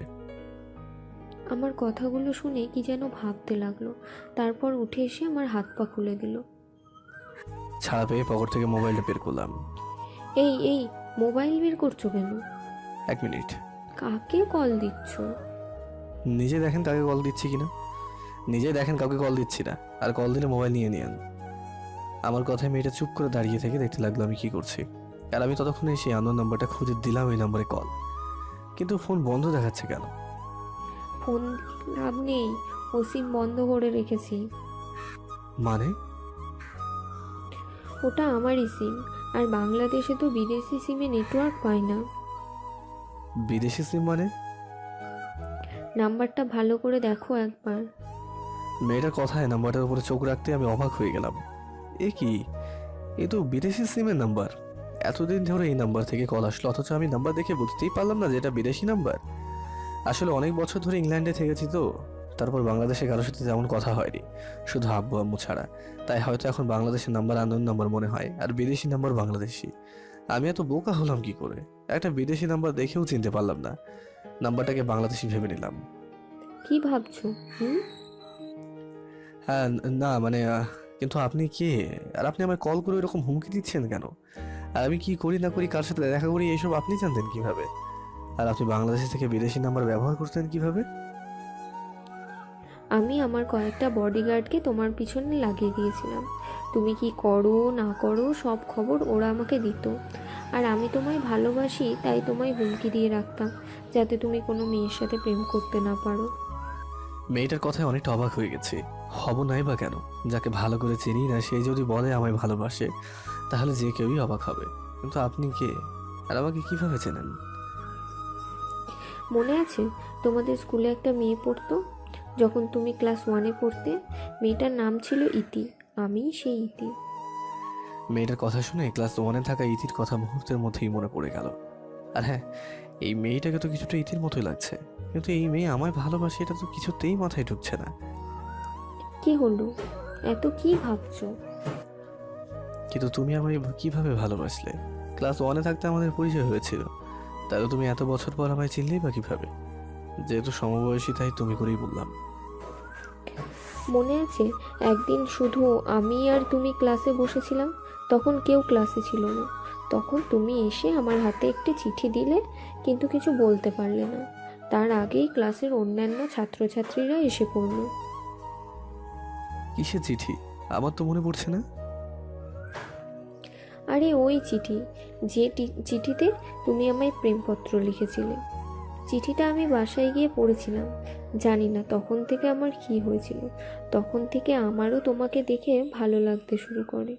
তার কয়েক বছর পর হঠাৎ শুনলাম তুমি নাকি পড়াশোনার জন্য বিদেশে চলে গেছো। তখন আমার অনেক খারাপ লেগেছিল তোমার জন্য। সারাদিন মন খারাপ করে বসে থাকতাম, পড়াশোনা ঠিকমতো করতাম না, খাবারও খেতাম না। তাই আব্বু আমাকে ওনার কাছে সুইজারল্যান্ড নিয়ে যান। ওখানে আব্বু আমাকে একটা ভালো দেখে স্কুলে ভর্তি করিয়ে দেন। তারপর থেকে আমি আব্বুর কাছেই থাকতে লাগলাম। ইতির কথা শুনে আমারও মনে পড়ে গেল সেই চিঠি দেওয়ার কথাটা, কিন্তু একটা ভুলের জন্য ইতি ভেবে নিয়েছে চিঠিটা আমি তাকে দিয়েছি। এখন ইতিকে কিভাবে বলি সেই চিঠি আমি তোমাকে না মায়াকে দেওয়ার জন্য তোমার কাছে দিয়েছিলাম। আসলে তখন ইতি আর মায়া অনেক ভালো বন্ধু ছিল, প্রতিদিন তারা ক্লাসে এক বেঞ্চে বসতো। আর তখন মায়াকে চিঠি দিতে লজ্জা করছিল, তাই ইতির দ্বারা মায়াকে চিঠি দেওয়ার জন্য টার্গেট করেছিলাম। কি হলো, মনে পড়েছে তোমার চিঠির কথা? হ্যাঁ, কিন্তু ওইখানে একটা ভুল হয়ে গেছে। আসলে তুমি যা ভাবছো তা নয়। ওই চিঠিটা আমি মায়াকে দেওয়ার জন্য তোমার কাছে দিয়েছিলাম। চিঠিটা দিয়ে কিছু বলতেই পারলাম না, তার আগে ক্লাসে কয়েকটা ছাত্রছাত্রী চলে আসে। তাই আমিও নিজের সিটে এসে বসে পড়ি। ভাবলাম স্কুল ছুটি হলে তোমাকে সবকিছু বুঝিয়ে বলবো, কিন্তু স্কুল ছুটির পর তোমাকে আর কোথাও খুঁজেই পেলাম না। পরের দিন আর চিঠির কথাই মনে ছিল না, তাই আর চিঠির বিষয়ে কিছু বলতে পারিনি। কি বলছো তুমি এসব? না, তুমি মিথ্যা বলছো। তুমি চিঠিটা আমাকেই দিয়েছিলে, আর তুমি আমাকেই ভালোবাসো। তুমি শুধু আমার, আর কারণ না। কথাগুলো বলে ইতি আমাকে ঝাপটে জড়িয়ে ধরলো। আমি ওর এমন কাজে মোটেও প্রস্তুত ছিলাম না। এখন এদিকে বোঝাতে হবে, অনেক কষ্ট হবে বোঝাতে যে চিঠিটা আমি তাকে না মায়াকে দিতে চেয়েছিলাম। আসলে চিঠিতে মায়ের নাম উল্লেখ করিনি, এতে এত বড় সমস্যা তৈরি হয়ে গেল। চিঠিতে মায়ের নাম উল্লেখ করলে হয়তো আজ বিষয়টা এত দূর পর্যন্ত আসতো না। ইতি প্লিজ ছাড়ো আমায়, আমি তোমাকে ভালোবাসি না, আমি মায়াকে ভালোবাসি। আর ওই চিঠিটাও আমি মায়াকে দেওয়ার জন্য তোমায় দিয়েছিলাম, বাট ওই সময় ক্লাসে ছাত্রছাত্রীরা চলে আসায় তোমাকে আর কিছু বলতে পারিনি। এখন তুমিই বলো, এখানে কি আমার কোনো ভুল আছে? আমি এত কিছু বুঝি না, তুমি শুধু আমার। তোমাকে না পেলে আমি মরেই যাব। অনেক ভালোবাসি তোমায়। জড়িয়ে ধরা অবস্থায় কেঁদে কেঁদে বলল ইতি। ইতি প্লিজ পাগলামি বন্ধ করো, সবকিছু চাইলেই হয় না, আর সবকিছু জোর করে পেলেও ভালোবাসাটা জোর করে হয় না। ভালোবাসতে হলে দুজনের মনেই একে অপরের জন্য ফিলিংস থাকা দরকার, যেটা তোমার জন্য আমার মনে নেই। কারণ আমার সবকিছু জুড়ে শুধুই মায়া আছে, আর আমি তাকেই ভালোবাসি। কথাগুলো বলে ইতিকে নিজের থেকে জোর করেই ছাড়িয়ে নিলাম। মায়ের মধ্যে এমন কি আছে যা আমার মধ্যে নেই? আমার কথাগুলো শুনে কিছুক্ষণ কি যেন ভাবলো, তারপর মুখে একটা পৈশাচিক হাসি এনে বলল, চলো তোমাকে তোমার বাসায় দিয়ে আসি। সেটা জানি না, তবে এটা বলতে পারবো যে মায়ের জন্যই শুধু আমার মনে ফিলিংস আছে। আর কারোর জন্য নয়। কিন্তু মায়াকে হয়তো আমি আর এই জীবনে পাবো না, কারণ আব্বু ওনার এক বন্ধুর মেয়ের সাথে আমার বিয়ে ঠিক করে রেখেছেন, আর ওই মেয়েটার সাথে আমার এঙ্গেজমেন্টও হয়ে গেছে। ইতি তার গাড়ি দিয়ে আমাকে বাসায় ড্রপ করে দিয়ে চলে গেল। আমিও বাসায় ঢুকে সোজা রুমে চলে আসলাম। ইতিকে নিয়ে এখন খুব টেনশন হচ্ছে, বিশেষ করে তার ব্যবহারে। যে মেয়েকে ভুল করে একটা চিঠি দেওয়াতে সেই ছোট্টবেলা থেকে আমায় ভালোবেসে এসেছে, দিনের পর দিন আমায় হুমকি দিয়ে এসেছে অন্য মেয়ের সাথে মেশামেশি করার জন্য, সেই মেয়ে এত সহজে কিভাবে আমায় ছেড়ে দিল? কিছুই তো মাথায় ঢুকছে না। তবু ইতির শেষ কথাটা শুনে মনে কিছুটা শান্তি পাচ্ছি। গাড়ি ড্রাইভ করতে করতে ইতি বলেছিল, তোমার কথাগুলো শুনে আমি বুঝতে পেরেছি যে ভালোবাসা একজনের দ্বারা হয় না। দুজনের মনে যদি একে অপরের জন্য ভালোবাসা না থাকে তাহলে কখনোই সেই ভালোবাসা পূর্ণতা পায় না। তোমাকে জোর করে হয়তো আমি নিজের করে নিতে পারবো, কিন্তু এতে আমি তোমার ভালোবাসা কখনোই পাবো না। তুমি একদম চিন্তা করিও না, যে করেই হোক আমি মায়ের সাথে তোমার মিল করিয়ে দেবই। এটা আমার কথা রইল তোমার কাছে। ইতির এই কথাগুলো শুনে কিছুটা হলেও শান্তি পাচ্ছি। যাক, ইতিরা বুঝতে পেরেছে যে জোর খাটালেই ভালোবাসা পাওয়া যায় না। কিন্তু রিয়া এই কথাটা বুঝতে পারছে না। যদি রিয়াও এটা বুঝতে পারতো তাহলে আমার আর মায়ের মধ্যে আজ কোনো বাধা থাকতো না। কিছুক্ষণ পর আম্মু এসে খাবারের জন্য ডাক দিয়ে গেলেন। আমিও নিজে গিয়ে সবার সাথে বসে খাবার খেতে লাগলাম। খাওয়া দাওয়া শেষ করে আবার রুমে চলে আসলাম। রুমে এসে কিছুক্ষণ ফেসবুকিং করে ঘুমিয়ে পড়লাম। পরের দিন সকালবেলা ঘুম থেকে উঠে ফ্রেশ হয়ে নাস্তা করে নিলাম। তারপর রুমে এসে রেডি হয়ে অফিসে চলে গেলাম। আজ অফিসে কাজে তেমন খুব একটা চাপ নেই বলে বসেই সারাটা দিন কাটিয়ে দিলাম। সন্ধ্যাবেলা অফিস বন্ধ করে গাড়ি নিয়ে বাসায় চলে আসলাম। রাতের খাবার খেয়ে রুমে এসে বসে বসে ফোন টিপছি, আর এমন সময় রিয়ার কল আসলো। হ্যালো, কি করছো? কই কিছু না তো। রাতে খেয়েছো? আমি খেয়েছি কিনা জিজ্ঞেস করলা না যে? সরি, মনেই তো নেই। আপনি খেয়েছেন? তা আমাকে কি তুমি করে বলা যায় না? আপনি বলেন, আমি বলতে পারবো না। ওকে, প্রবলেম নেই, বিয়ের পরই না হয় তুমি করে বলিও। কিছু বললাম না তো। আচ্ছা, যে কারণে ফোন করলাম শোনো। তুমি বলেছিলে না হুট করে আমাদের এঙ্গেজমেন্ট হয়ে গেছে, অথচ অথচ দুইজন একে অন্যকে ভালো করে বুঝতে পারলাম না। তাই আমি ভাবছি কাল একবার আমরা দুইজন কোথাও ঘুরতে যাব। সারাদিন ঘুরবো আর অনেক মজা করব। এতে আমরা একে অপরকে কিছুটা হলেও বুঝতে পারবো। কি বলো, কাল ঘুরতে যাবা? আমায় তো প্রতিদিন অফিসে যেতে হয়। আপনি গতকাল বললেন না কেন? গতকাল তো শুক্রবার ছিল, আমিও ফ্রি ছিলাম। গতকাল না মনেই ছিল না, সমস্যা নেই। কাল কষ্ট করে আঙ্কেলকে বলে আমায় ঘুরতে নিয়ে যাওয়ার জন্য একটু টাইম নিয়ে নাও।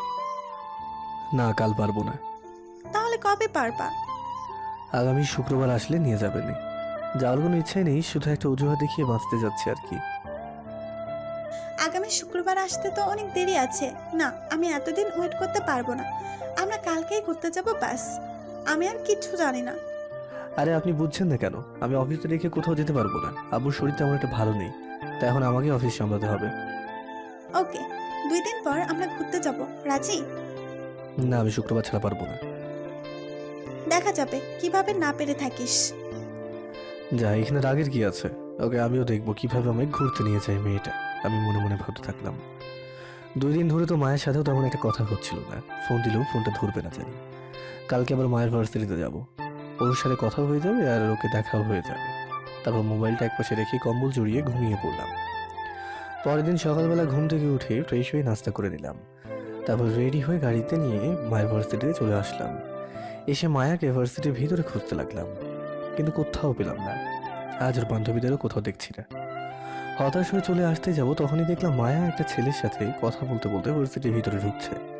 আমি তাড়াতাড়ি মায়ের সামনে গিয়ে দাঁড়ালাম। কেমন আছো মায়া? ভালোই, তুমি? আছি একরকম। তা হঠাৎ এখানে কেন? তোমার সাথে দেখা করতে আসলাম। আমার সাথে দেখা করার কি আছে? তা তোমার হবু বউয়ের কি খবর? তোমায় ফোন দিলে তো ফোন ধরো না, তাই দেখা করতে এখানে চলে আসলাম। দেখা তো হয়েছে, এবার কিছু বলার থাকলে বলো, না হলে আমি গেলাম। এত তাড়ার কি আছে? তা তোমার সাথে এই ছেলেটাকে? কেউ না, আমার ক্লাসমেট। ও, তা তোমার সাথে কি করছে? গতকাল সে ভার্সিটিতে আসেনি, তাই ক্লাস নোট নিতে আমার কাছে এসেছে। ও, তা এখন একটু আমার সাথে কথা বলতে পারবা? কিছু কথা ছিল। কি কথা বলো? এইখানে না, অন্য কোথাও চলো। না, আমার এখন ক্লাসে যেতে হবে, আমি কোথাও যেতে পারবো না। মায়া প্লিজ না করো না, একটু আসো আমার সাথে। সরি, আমার ক্লাসের সময় হয়ে গেছে, আমি গেলাম, বাই। কথাটা বলেই মায়া ক্লাসের দিকে যেতে লাগলো। ওর পিছনে পিছনে এই ছেলেটাও যেতে লাগলো। মায়ের এমন ব্যবহারে একটু কষ্ট পেলাম।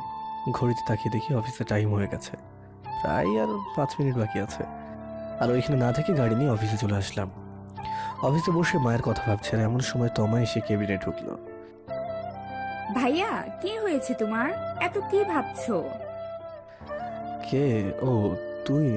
না কিছু না, তুই কখন আসলি? এই তো এখন এসে দেখলাম তুমি কি যেন ভাবছো।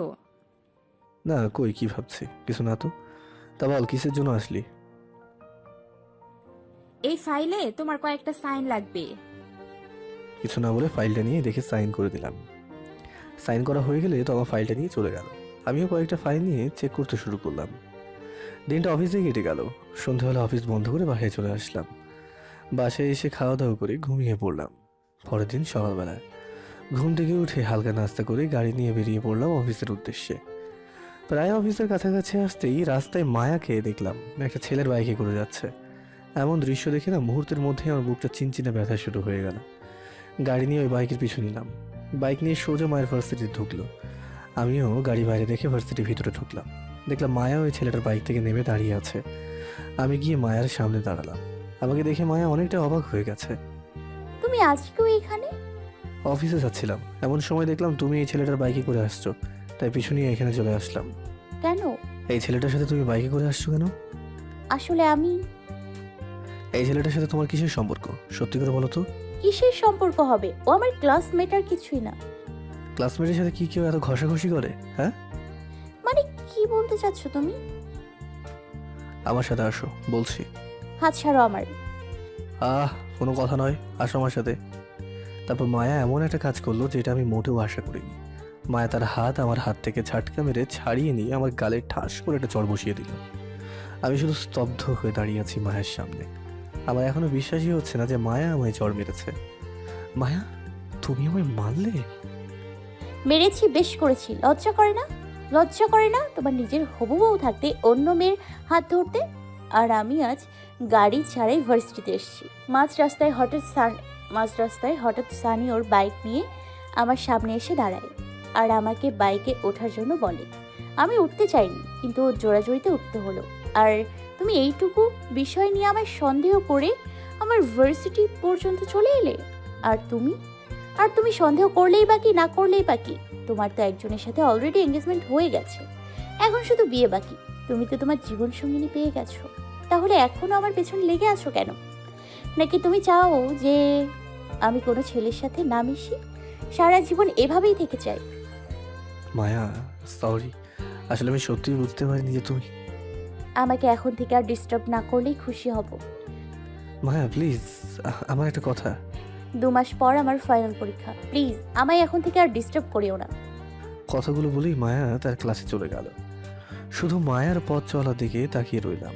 সে ক্লাসে ঢুকে পড়লেই আমার চোখ দুটো ঝাপসা হয়ে আসলো। হাত দিয়ে চোখ দুটো মুছে পিছনে ফিরতে দেখি মায়ের কয়েকটা বান্ধবী আমার দিকে তাকিয়ে আছে। হয়তো ওরা বিষয়টা দেখছে, বাট বুঝে উঠতে পারিনি যে কি হয়েছে। ওইখানে আরও 1 মিনিট দাঁড়ালাম না। ভার্সিটি থেকে বেরিয়ে গাড়ি নিয়ে সোজা অফিসে চলে আসলাম। এদিকে মায়ের বান্ধবীরা ক্লাসে ঢুকে মায়ের কাছে গিয়ে বসলো। কিরে, তুই দুলাভাইকে তখন চড় মারলি কেন? আর হবু বউ রেখে অন্য মেয়ের হাত ধরে এইসব কি? কিছুই তো বুঝলাম না। কে দুলাভাই? হ্যাঁ, কেন?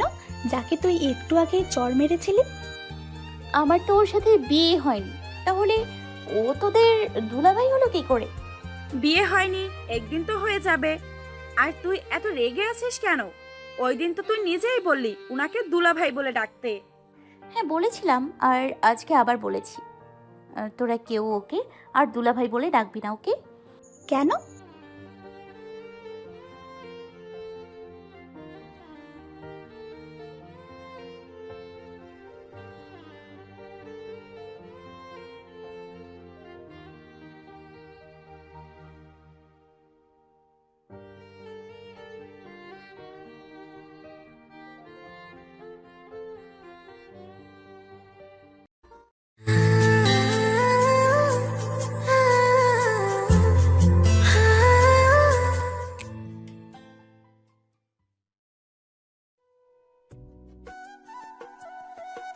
আমি বলেছি তাই।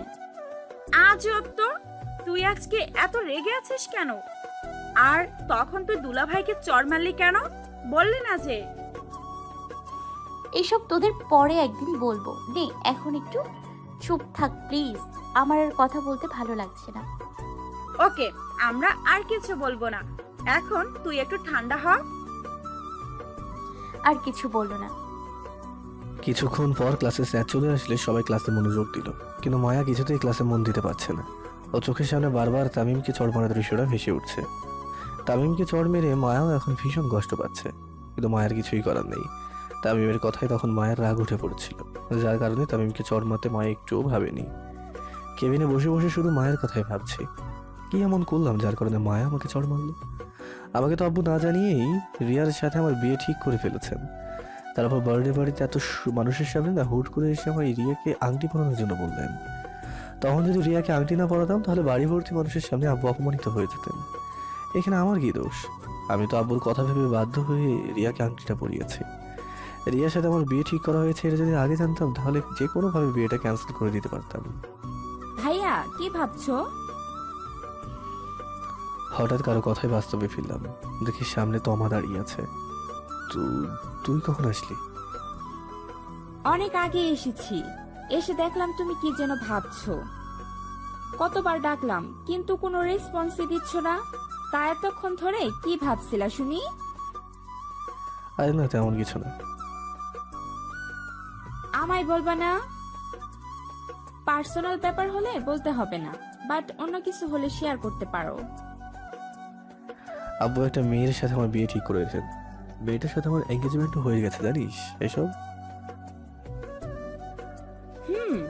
কিছুদিন আগে তুমি তাড়াতাড়ি অফিস থেকে চলে গিয়েছিলে।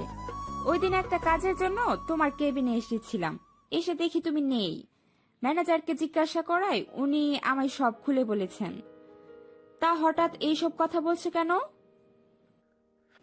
আমার একটা প্রশ্নের উত্তর দিবি? কি প্রশ্ন বলো? ধর ছোটবেলা থেকেই তুই একজনকে ভালোবেসে এসেছিস, সেও তোকে ভালোবাসে, কিন্তু হঠাৎ ওর থেকে দূরে চলে যাওয়াতে তুই ওকে ভুলে গেলি। কিন্তু ভাগ্য তোকে আবার সেই মানুষের সাথে মিলিয়ে দিল, কিন্তু তুই প্রথমে ওকে চিনতে পারলি না। পরে একসময় তুই ওকে ঠিকই চিনে ফেললি। তোদের ভালোবাসার দিন শুরু হওয়ার আগেই তোর পরিবার তোকে না জানিয়ে অন্য একজনের সাথে তোর বিয়ে ঠিক করে ফেললো। এখন তুই কি ওই ছেলেকে বিয়ে করবি যার সাথে তোর পরিবার তোর বিয়ে ঠিক করেছে, নাকি তোর পরিবারের কাছে ওই ছেলেটার বিষয়ে কথা বলবি যাকে তুই ছোটবেলা থেকে ভালোবেসে এসেছিস? কিছুক্ষণ ভেবে অবশ্যই আমার পরিবারের কাছে ওই ছেলেটার বিষয়ে কথা বলবো যাকে আমি ছোটবেলা থেকে ভালোবেসে এসেছি। যদি তোর পরিবার বলে তোর সাথে ওই ছেলেটার বিয়ে দেবে না, তখন কি করবি? তখন আর কি করব, ছেলেটার সাথে পালিয়ে যাব। এতে তোর পরিবারের লোকেদের কি হবে, এটা একবারও ভাববি না? না, কারণ যেই পরিবার তাদের মেয়ের মতামত না নিয়ে একটা অচেনা ছেলের সাথে তার বিয়ে ঠিক করে ফেললো, মেয়েটা এই বিয়েতে রাজি ছিল কিনা একবারও জানতে চাইল না।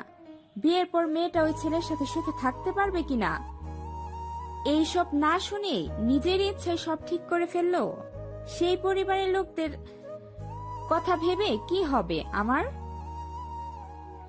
কারণ বিয়েটা যেহেতু আমার, এখানে আমারও একটা মতামত থাকা উচিত। যাকে চিনি না তার সাথে কিভাবে সারাটা জীবন কাটাবো? তাই ওই ছেলের সাথে দূরে কোথাও গিয়ে পালিয়ে বিয়ে করব। তারপর যদি আমাদের কোনো বাচ্চা হয় তাহলে এই বাড়িতে ফিরবো। আমাদের নাই মানুক, বাচ্চার মুখের দিকে তাকিয়ে অন্তত মেনে নেবে। বাবা, খুব সুন্দর কথা বলছিস তো। তা তোর জীবনে এমন কেউ আছে নাকি? না, নেই। তুমি এসব বিষয়ে জিজ্ঞাসা করলে তাই আমি সলিউশন দিলাম। এবার বলো, আমায় কেন জিজ্ঞাসা করলে? পরে একদিন সময় করে বলবো না, আজ না। না, আমি আজকেই শুনবো এসব কেন জিজ্ঞাসা করলে। নাকি এইসব তোমার জীবনেও ঘটেছে বা ঘটবে? ঠিকই বলেছিস, এইসব আমার জীবনে ঘটেছে। তোর জায়গায় আমাকে বসিয়ে দে, তাহলে সব বুঝতে পারবি। তা তোমার সেই ভালোবাসার মানুষটা কে শুনি, যাকে তুমি ছোটবেলা থেকে ভালোবেসে এসেছো? আছে একজন, তুই চিনবি না। তা এখন তুমি কি করবে? বিয়ে যদি মেয়ের হতো তাহলে তুই যা বলেছিস আমি তাই করতাম, কিন্তু বিয়ে তো আমার। আমি যদি ওই মেয়েটাকে নিয়ে পালিয়ে যাই তাহলে আমার পরিবারের লোকজনই অসম্মানিত হবে, সাথে লোকেরা নানান কথা শোনাবে আমার পরিবারকে। তাহলে কি তুমি ওই মেয়েকেই বিয়ে করবে, যেই মেয়ের সাথে তোমার পরিবার বিয়ে ঠিক করেছে? কি করব কিছুই তো ভাবতে পারছি না, মাথাও কাজ করছে না। আচ্ছা, তুমি একটু শান্তভাবে ভাবো, দেখবে ঠিকই একটা সমাধান পেয়ে যাবে। দেখি। ওকে, তাহলে এখন আমি যাই বলেই কেবিন থেকে চলে গেল। আমি একটু শান্তভাবে ভাবতে লাগলাম কি করা যায়। আর আমি জানি মায়া আমার ইচ্ছে করে চড় মারেনি, সে অনেক কষ্ট পাচ্ছে রিয়ার সাথে আমার বিয়ে হবে বলে, তাই হয়তো আজকে আমার সাথে এমন করেছে যাতে আমি আর ওর কাছে না যাই, তাহলে সেও আমার ধীরে ধীরে ভুলে যাবে। এইসব নানান কথা ভাবতে ভাবতে একসময় লাঞ্চ টাইম চলে আসলো। পিয়নকে বলে লাঞ্চ কেবিনে নিয়ে খাইতে লাগলাম। লাঞ্চটা শেষ হলে কয়েকটা প্রজেক্টের ফাইল দেখতে লাগলাম। দুপুর পেরিয়ে সন্ধ্যা হয়ে এলো, সব কর্মচারীরা যার যার কাজ শেষ করে চলে গেল। আমিও অফিস বন্ধ করে বাসায় চলে আসলাম। রুমে এসে ওয়াশরুমে গিয়ে ফ্রেশ হয়ে নিলাম। কিছুক্ষণ পর মিলিয়ে এসে খাবারের জন্য ডাক দিয়ে গেল। আমি একটু পর নিচে চলে আসলাম। এসে দেখি সবাই যার যার মতো করে খাচ্ছে, তাই আমিও একটা চেয়ার টেনে নিয়ে বসে পড়লাম আর খেতে শুরু করলাম। খাওয়া শেষ করে আবার রুমে চলে আসলাম। রুমে এসে কিছুক্ষণ বসে দেখে ঘুমিয়ে পড়লাম। পরের দিন সকালবেলা ঘুমের মধ্যে মনে হলো কেউ একজন আমার মাথায় হাত বুলিয়ে দিচ্ছে। নরম তুলতুলে হাত, খুব ভালোই লাগছে। কিন্তু হঠাৎ মনে হলো আমার রুমে তো আমি ছাড়া আর কেউ থাকে না, তাহলে আমার মাথায় কে হাত বুলিয়ে দিচ্ছে? মানুষটাকে দেখার জন্য চোখ খুলে সামনে তাকাতেই যাকে দেখলাম তাকে এইখানে এই সময় দেখবো আমি তো কখনোই ভাবিনি। ঘুমের মধ্যে মনে হলো কেউ একজন আমার মাথায় হাত বুলিয়ে দিচ্ছে, নরম তুলতুলে হাত, খুব ভালোই লাগছে। কিন্তু হঠাৎ মনে হলো আমার রুমে তো আমি ছাড়া আর কেউ থাকে না, তাহলে আমার মাথায় কে হাত বুলিয়ে দিচ্ছে? মানুষটাকে দেখার জন্য চোখ খুলে সামনে তাকাতেই যাকে দেখলাম তাকে এইখানে এই সময় দেখবো তো আমি কখনোই ভাবিনি। এই, আপনি এত সকালে আমাদের বাসায় কি করছেন? আর আমার রুমেই পাইলেন কখন? আমি বিছানা থেকে লাফ মেরে উঠে বললাম, একটু আগে এসেছি, আর এসে দেখি তুমি সুন্দর করে ঘুমাচ্ছ, তাই আর ডাক না দিয়ে তোমার পাশে বসে তোমার মাথায় হাত বুলিয়ে দিতে লাগলাম। ও, কিন্তু আপনি এত সকালে আমাদের বাসায় কেন এসেছেন? তোমায় নিয়ে ঘুরতে যাওয়ার জন্য। এসব পরে বুঝবা, আগে উঠে ফ্রেশ হয়ে নাও, যাও। কিন্তু কিন্তু পরে হবে, যাও আগে ফ্রেশ হয়ে আসো বলছি। আর কিছু না বলে বিছানা থেকে উঠে ওয়াশরুমে চলে গেলাম। আপনার আম্মু আপনার সাথে এসেছেন? না, আম্মু আসবে কেন, আমি একাই এসেছি। তাহলে এখন যে বললেন আম্মু আমাদের নিচে ডাকছে, আপনার আম্মু তো আসেনি, তাহলে কাকে আম্মু বললেন? ডাকছেনই তো, আমার শাশুড়ি আম্মু মানে আপনার আম্মু, আর আপনার আম্মু মানে আমার আম্মু। বিয়ে হলো না আর আম্মু বানিয়ে ফেললেন? বিয়ের আগেই আম্মু ডাকার প্র্যাকটিস করে নিচ্ছি। অনেক কথা হয়েছে, এবার নিচে চলো, সবাই আমাদের জন্য ওয়েট করছে। চলেন। তারপর রিয়া আর আমি নিচে চলে আসলাম। এসে আমি নাস্তার টেবিলে গিয়ে একটা চেয়ার টেনে বসে পড়লাম। এই শাকচুনি, রিয়া এত সকাল সকাল আমাদের বাসায় কি করছে রে? আমি মিলিকে বললাম। আমি কি জানি, তোর হবু বউ তুই জিজ্ঞেস করতে পারিস না? যা, এত রেখে গেলি কেন? তো আমাকে শাকচুন্নি বললি কেন? ও সরি, তোকে শাকচুনি বলাটা ঠিক হয়নি। তুই তো রাক্ষসী, সারাদিন ঘরে বসে বসে খাস আর ঘুমাস। কুত্তা তুই, রাক্ষস, বিলাই, হনুমান, বান্দর, সবকিছু তুই। কি রে, তোরা এত সকালে ঝগড়া করছিস কি নিয়ে? হাতে নাস্তা নিয়ে এসে আম্মু বলল, তোমার এই মাথা মোটা ছেলে আমাকে রাক্ষসী বলে, আর বলে আমি নাকি সারাদিন ঘরে বসে খাই আর ঘুমাই। ভুল কি বললাম? দেখো, আমার কিন্তু এখন রাগ উঠতেছে। তোমার এই ছেলেকে কিছু বলছো না কেন তুমি আম্মুকে?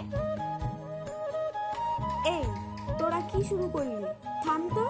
আর তামিম, তুই শুধু শুধু ওর সাথে ঝগড়া করতেছিস কেন বলতো? এই বাড়ি থেকে চলে গেলে কি আর পাবো, তাই এখন একটু বোনটাকে জ্বালাচ্ছে আর কি। তোমার ছেলেকে কিন্তু এখন আমি মাইট দিব। এই, তোরা থাম তো। দুজনের মধ্যে কেউ আর একটা কথা বললে খবর আছে। আম্মুর কথা শুনে আমি আর মিলি চুপ হয়ে গেলাম। আম্মু তো, উনি এত সকালে আমাদের বাসায় কি করছেন? তোকে নিয়ে ঘুরতে যাওয়ার জন্য এসেছে। মানে? তুই তো রিয়া মামুনিকে বললি হুট করে বিয়ে ঠিক হয়ে গেল, অথচ আমরা একে অপরের বিষয়ে ভালো করে জানতেও পারলাম না। তাই মেয়েটা আজ এইখানে এসেছে, তোকে সাথে নিয়ে ঘুরতে যাবে। কি বলছো এসব? ওনার সাথে সাথে গেলে অফিসকে সামলাবে। না, আমি কোথাও যেতে পারবো না। হঠাৎ কোথা থেকে যেন আব্বু এসে কথাটা বললে। তাহলে অফিসে গিয়ে সামলাবে। আচ্ছা ঠিক আছে। আব্বুর কথা শুনে রিয়া ঠোঁটে বিশ্বজয়ী হাসি ফুটে উঠল। জামা চোখ এড়াল না, চুপচাপ নাস্তা শেষ করে রুমে চলে আসলাম। রুমে এসে বিছানার উপর বসে পড়লাম। তার কিছুক্ষণ পর রিয়াও রুমে এসে ঢুকলো। এ কি, তুমি এভাবে বসে আছো কেন? তাড়াতাড়ি রেডি হও, ঘুরতে যাবে না নাকি? না হ্যাঁ মানে বলছিলাম কি। কিচ্ছু শুনতে চাই না, আগে রেডি হও, তারপর কথা হবে। আচ্ছা আপনি নিজে যান, আমি রেডি হয়ে আসছি। ওকে, তাড়াতাড়ি রেডি হও বলেই রুম থেকে চলে গেল। কি আর করার, ইচ্ছা না থাকা সত্ত্বেও রেডি হতে হলো। রেডি হয়ে নিজে চলে আসলাম। চলুন তাহলে যাওয়া যাক। আম্মু, আমরা তাহলে যাই? আচ্ছা সাবধানে যেও। আর এই নে, এইখানে কিছু টাকা আছে, রিয়া মামুনি যা চাই তাই কিনে দিবি। তারপর টাকাটা নিয়ে রিয়াকে সাথে নিয়ে বাইরে চলে আসলাম। আপনি দাঁড়ান, আমি গাড়ি বের করে আনছি। আমরা গাড়ি নিয়ে যাব না, রিক্সা রাখ, দুজন রিক্সাতেই যাব। একবার যখন বলেছে রিক্সায় যাবে তাহলে আর কিছুই শুনবে না। তাই একটা রিক্সা ডেকে আনলাম। দুজনে রিক্সায় উঠে বসলাম। রিয়া রিক্সাওয়ালাকে একটা পার্কের নাম বলল। রিক্সাওয়ালাও রিয়ার কথা মতোই আমাদেরকে সেই পার্কের কাছে নিয়ে আসলেন। তারপর রিক্সা থেকে নেমে ভাড়াটা মিটিয়ে দুজন পার্কের ভিতরে ঢুকলাম। পার্কের ভিতরে কিছুক্ষণ হাঁটাহাঁটি করে রিয়া আমাকে নিয়ে একটা বেঞ্চে এসে বসলো। আপনাকে কিছু বলতে চাই, শুনবেন প্লিজ? কি বলবা বলো। জানি না কথাগুলো আপনি কিভাবে নেবেন আর কথাগুলো শুনে কেমন রিয়াক্ট করবেন, তবুও কথাগুলো আপনার শোনা উচিত, না হলে আমরা কেউই পার্সোনাল জীবনে শান্তিতে থাকতে পারবো না। কি এমন কথা শুনি? আসলে আমি একজনকে কথাটা বলার সময় হঠাৎ চোখে পড়লো সামনে থাকা দুইটা মানুষের দিকে। ওদেরকে দেখে অবাক না হয়ে পারলাম না, যদি এখানে মায়া না থাকতো। হ্যাঁ, সামনের একটা বেঞ্চে মায়ার মতো কেউ একজন বসে আছে, আর তার সাথে একটা ছেলেও যে মায়াকে কিস করছে। হ্যাঁ ঠিকই শুনেছেন, ছেলেটা মায়াকে কিস করছে, অথচ মায়া ছেলেটাকে কোনো বাধা দিচ্ছে না।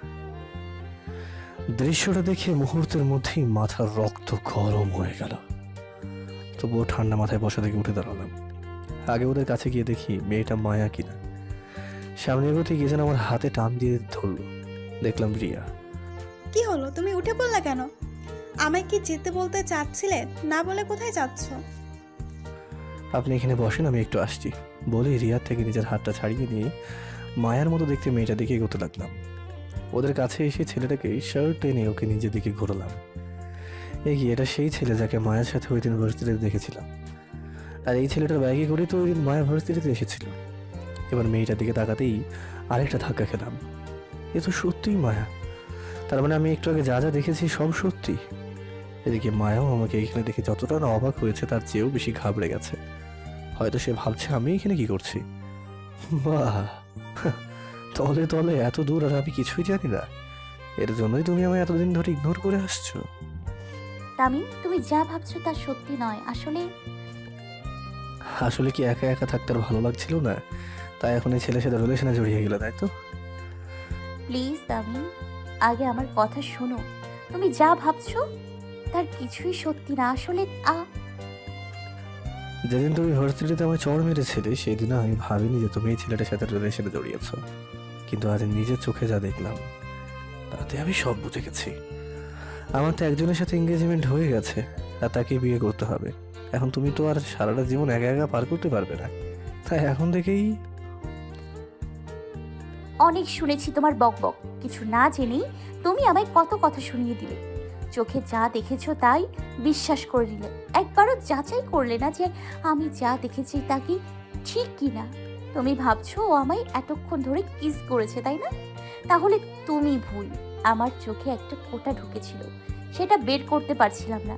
তখন সানিকে বললাম পোকাটা বের করে আনতে, আর তাই সানি আমায় এই ব্রেঞ্চে বসিয়ে নিজেও বসে পড়লো আর আমার চোখের কোটাটা বের করার চেষ্টা করতে লাগলো। বিশ্বাস না হলে দেখো আমার চোখ লাল হয়ে আছে কিনা, দেখো। মায়ের কথা শুনে আর চোখের দিকে তাকাতেই দেখি সত্যি চোখটা লাল হয়ে আছে। তার মানে মায়ের কথাগুলো সত্যি, ওর চোখে সত্যি সত্যি পোকা পড়েছিল। নিজের উপরে এখন ঘৃণা হচ্ছে। ছি, কিভাবে পারলাম আমি মায়াকে এমন বিষয়ে সন্দেহ করতে? চুপ করে দাঁড়িয়ে আছি মায়ের সামনে, কারণ এখন আর আমার বলার কিছুই নেই।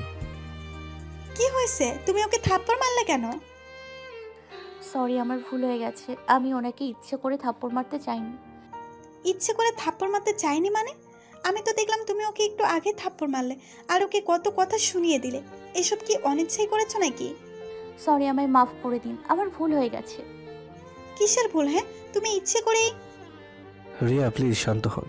আমাদের দুজনের মধ্যে একটা মিস্টেক হয়েছে, যার কারণে মায়া আমায় চড় মেরেছে। It's not a matter. চলেন আমরা এখন অন্য কোথাও যাই, আমার এখানে ভালো লাগছে না। হোয়াট? এই মেয়েটা তোমায় চড় মারলো আর তুমি বলছো ইটস নট এ ম্যাটার? আমি আর এই বিষয়ে কথা বলতে চাই না, প্লিজ এখান থেকে চলুন। ওকে, তুমি বলছো তাই একে ছেড়ে দিলাম, না হলে। আপনি আসবেন? চলো। তারপর রিয়াকে নিয়ে পার্ক থেকে বেরিয়ে আসলাম। চলো দুজনে মিলে ফুচকা খাই। ওকে চলুন। ওকে, ঘটনাটা ভোলাতে ওর কথায় রাজি হয়ে গেলাম। মায়া আর সানি, অর্থাৎ ওর সাথে থাকা ছেলেটা, দুজন এসেছিল পার্কে একটু ঘুরতে। মায়া আসতে চায়নি, কিন্তু সানি ওকে জোর করে নিয়ে আসলো।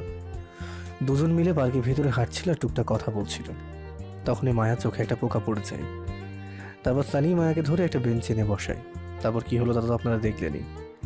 এদিকে মায়া আর তামিমের এমন ভুল বোঝাবুঝি দেখে আড়াল থেকে একজন মানুষের ঠোঁটের কোণে এক চিলতে হাসি ফুটে উঠল।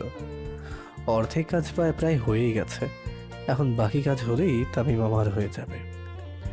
মায়া আর আজকে বেশি ক্লাস করলো না, একটা ক্লাস করেই বাসায় চলে গেল।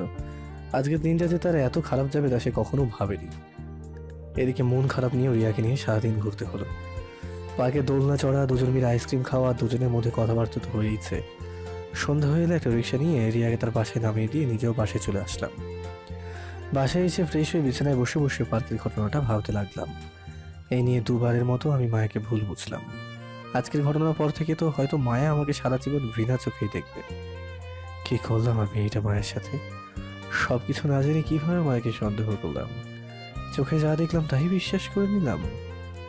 এরকম নানান কথা ভাবতে ভাবতে কখন যে রাত হয়ে গেল খেয়ালই করিনি। হঠাৎ আম্মু এসে খাবারের জন্য ডাক দিয়ে গেল। ঘড়িতে তাকিয়ে দেখি 9টা বেজে গেছে। তারপর বিছানা থেকে উঠে নিচে চলে আসলাম। খাওয়া দাওয়া করে আবারও নিজের রুমে চলে আসলাম। রুমে এসে কিছুক্ষণ বসে থেকে ঘুমিয়ে পড়লাম, কারণ এখন মায়াকে নিয়ে যত ভাববো ততই কষ্ট পাবো। পরের দিন সকালবেলা ঘুম থেকে উঠে ফ্রেশ হয়ে হালকা নাস্তা করে অফিসে চলে আসলাম। কেবিনে বসে আছি, এমন সময় পিয়ন এসে বলল, স্যার আপনার সাথে দেখা করার জন্য একটা মেয়ে এসেছে। আমি বললাম, মেয়ে? তাও আমার সাথে? নাম কি মেয়েটা? তা তো জানি না স্যার।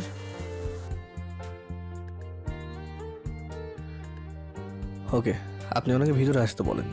পিয়ন চলে গেল। এর কিছুক্ষণ পরে একটা মেয়ে এসে আমার কেবিনে ঢুকলো। দরজার সামনে দাঁড়িয়ে থাকা মেয়েটাকে দেখে তো আমি অনেকটা অবাক হয়ে গেলাম। এই মেয়ে এখানে কি করছে, আর আমার অফিস চিনল কি করে? সুইজারল্যান্ডে থাকতেই তোমার বিষয়ে সব খবর রাখতাম আমি, তাহলে তোমার অফিস চেনা কোনো ব্যাপার হলো?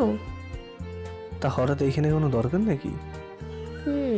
তা বসতে বলবে না নাকি? এইভাবে দাঁড় করিয়েই রাখবে? ও সরি, তুমি দাঁড়িয়ে আছো কেন? বসো না।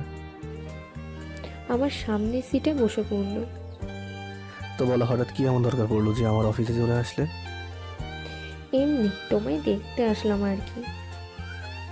আমাকে দেখার কি আছে? ও তুমি বুঝবা না। আচ্ছা, তা তোমার খবর কি? আমার খবর আর কি হবে, এই আছি কোনো রকম। কোনো রকম মানে? ভালোবাসার মানুষটাকে ভুল বুঝলাম আমি। এত খারাপ চিন্তা ভাবনা নিয়ে আমি কিভাবে মায়াকে ভালোবাসলাম? মায়াই আমায় মন থেকে ভালোবেসেছে, কিন্তু আমি পারিনি। নাহলে ওকে এত সন্দেহ করতে পারতাম না। কি বলছো এসব তুমি? আমি তো কিছুই বুঝতে পারছি না। তারপর ইদিকে গতকালে পার্কে ঘটনা বললাম। মাত্র তো শুরু এখন। যে মেয়েটার সাথে তোমার এঙ্গেজমেন্ট হয়েছে, ওর আর তোমার দুজনের মধ্যে এমন ভুল বোঝাবুঝি লাগিয়ে দেব, তারপর তুমি হবে শুধু আমার। আসলে মায়াকে ওই ছেলের সাথে দেখে মাথাটা খারাপ হয়ে গিয়েছিল, তাই এইসব উল্টোপাল্টা ভেবে মায়ের সাথে এমন করে ফেলেছি। আচ্ছা, ওই ছেলেটা কে? তুমি চেনো ওকে? না, তবে ওকে কিছুদিন ধরে মায়ের সাথে দেখছি। আমার তো মনে হচ্ছে মায়া আর ওই ছেলেটার মধ্যে কিছু একটা আছে। না, ওই ছেলেটা শুধু মায়ের ক্লাসমেট। মায়া আমায় রেখে অন্য কাউকে ভালোবাসতে পারে না, আমি জানি। হতেও তো পারে মায়া তোমার। এটি প্লিজ স্টপ, আমি আর এসব নিয়ে কথা বলতে চাই না। ওকে, আর এইসব কথা বলবো না। তা তোমার বিয়ে কবে? এখনো বিয়ের তারিখ ঠিক হয়নি দি। রিয়াকে ভালো করে বোঝার কথা বলায় বিয়েটা একটু পিছনে হয়েছে, না হলে কবে ওরা আমায় ওর সাথে বিয়ে দিয়ে দিত। এখন তো তোমার রিয়াকে বিয়ে করা ছাড়া আর কোনো উপায় নেই, কারণ মায়ের সাথে তুমি যা করেছো তারপরেও সে তোমায় ভালোবাসবে এটা আমার মনে হয় না। ইতি, বিশ্বাস করো, সেই ছোটবেলা থেকে আমি মায়াকে ভালোবেসে এসেছি। তখন ভালো করে জানতাম না যে ভালোবাসা কি জিনিস, তবুও মায়ের প্রতি আমার কেমন যেন একটা টান ছিল। সেই থেকে হয়তো তার প্রতি আমার ভালোবাসাটা জন্ম দেয়। কিন্তু এখন আমি পুরোপুরিভাবে বুঝলাম যে ভালোবাসা কি জিনিস। ভালোবাসা কাউকে হাসায়, আবার কাউকে কাঁদায়, আর আমাকে আজ সেই ভালোবাসা কাঁদাচ্ছে। বিশ্বাস করো, আমি সত্যি মায়াকে আমার মনে জায়গা দিয়ে ফেলেছি। ওকে ছাড়া আমি অন্য কাউকে নিজের লাইফে ভাবতেও পারবো না। মায়াকে না পেলে আমি সারা জীবন বেঁচে থেকেও জীবন্ত লাশ হয়ে থাকবো। প্লিজ দিদি, আমায় একটা হেল্প করো, যে কোনোভাবে মায়ের সাথে কোথাও মিলিয়ে দাও না আমায়, প্লিজ। কথাগুলো বলতে বলতে একসময় কান্নায় ভেঙেই পড়লাম। কিছুক্ষণ আমার দিকে এক নজরে তাকিয়ে রইল। তুমি মায়াকে যেমন ভালোবাসো আমিও তোমায় এর চাইতেও বেশি ভালোবাসি, কিন্তু তুমি আমার ভালোবাসা বুঝলে না। এখন বুঝো ভালোবাসা হারালে কেমন কষ্ট হয়। তুমি আমার ভালোবাসো বা নাই বাসো, আমি তোমায় এখনও ভালোবাসি, আর তোমাকে আমি যে কোনো মূল্যে নিজের করেই ছাড়বো। মনে মনে কথাগুলো ভেবে ঠোঁটের কোণায় একটা শয়তানি হাসি ফুটে উঠল। আচ্ছা, তোমার কাছে তোমার হবু বইয়ের নাম্বার আছে? থাকলে দাও তো। হ্যাঁ আছে, কিন্তু তুমি রিয়া নাম্বার নিয়ে কি করবে? আমি একটু অবাক হয়ে এদিকে জিজ্ঞেস করলাম। ওকে আমি তোমার আর মায়ার বিষয়টা বুঝিয়ে বলবো, তাহলে দেখবে ও ঠিক বুঝে যাবে। ও তোমাকে চেনেই না, তাহলে তোমার কথা বিশ্বাস করবে কেন? অবশ্যই বিশ্বাস করবে, এমনভাবে বলবো যে সে না বিশ্বাস করে থাকতেই পারবে না। তুমি ওর নাম্বারটা দাও তো। তুমি পারবে রিয়াকে আমার আর মায়ের বিষয়টা বুঝিয়ে বলতে? পারবো না মানে? অবশ্যই পারবো। তুমি আমার রিয়ার নাম্বারটা দাও। আচ্ছা, এই নাও, 017, এটাই রিয়ার নাম্বার। ওকে, তুমি শুধু এবার দেখো আমি কি করি। এখন রিয়া মেয়েটার কাছে তোমার এত খাড়া বানাবো যে রিয়া তোমায় বিয়ে করতে না করে দেবে, তারপর আমি তোমায় সারা জীবনের জন্য নিজের করে নেব। আচ্ছা, আজ তাহলে আমি আসি, বাই। তারপর ইতি চলে গেল। আমিও কিছুক্ষণ পর ল্যাপটপ নিয়ে অফিসের কিছু কাজ করতে লাগলাম। অফিসের কাজ শেষ করে সন্ধ্যাবেলায় বাসায় আসলাম। রুমে এসে ফ্রেশ হয়ে একটা বালিশে হেলা দিয়ে শুয়ে রইলাম। কিছুক্ষণ পর আম্মু এসে খাবারের জন্য ডাক দিয়ে গেলেন। আমিও উঠে নিচে চলে আসলাম। খাবার খেয়ে আবার রুমে চলে আসলাম। তারপর বিছানা ঠিক করে দরজাটা লাগিয়ে ঘুমিয়ে পড়লাম। এইভাবে কেটে গেল কয়েকটা দিন। এই কয়েকদিনে আমার মায়া বা রিয়া কারোর সাথে দেখা হয়নি কোথাও, আর কথাও হয়নি। রিয়াও কয়েকদিন ধরে কল দিচ্ছে না। এটা ভেবে কিছুটা অবাক হলেও মনে মনে একটু শান্তি পাচ্ছি। এতে নিশ্চয়ই রিয়াকে আমার আর মায়ের ব্যাপারে কিছু বলেছে, তাই হয়তো রিয়া আমায় কল দিচ্ছে না। কেবিনে বসে কথাগুলো ভাবছিলাম, তখনই ফোনটা বেজে উঠলো। দেখলাম ইতির নাম্বার থেকে কল এসেছে। সব চিন্তা ভাবনা বাদ দিয়ে কলটা রিসিভ করলাম। হ্যাঁ ইতি, বলো। কোথায় তুমি? এতদিন হয়ে গেল, একবার কলও দিলে না। সরি, আসলে কয়েকদিনের ধরে না মনটা ভীষণ খারাপ ছিল, তাই তোমায় কল দিতে ইচ্ছে করছিল না। তো হঠাৎ কল দিলে যে? সরি তামিম, আমি রিয়াকে অনেক বোঝানোর চেষ্টা করেছি, কিন্তু কোনো লাভ হয়নি। সে তোমায় একেবারে মনে গেঁথে ফেলেছে। সে তোমায় কিছুতেই ছাড়বে না, তোমাকে সে বিয়ে করবেই। তুমি কবে রিয়ার সাথে কথা বললে? যেদিন তোমার কাছ থেকে রিয়ার নাম্বার নিয়েছিলাম, এর পরের দিনই আমি রিয়াকে কল করি আর আমার সাথে দেখা করার জন্য এক জায়গায় আসতে বলি। সে কিছুতেই দেখা করতে রাজি হচ্ছিল না, কিন্তু অনেক রিকোয়েস্ট করে ওকে আমার সাথে দেখা করার জন্য রাজি করালাম, কিন্তু কোনো লাভ হয়নি। রিয়া বলছে হাজার মেয়ের সাথে তোমার সম্পর্ক হলেও সে তোমাকেই বিয়ে করবে।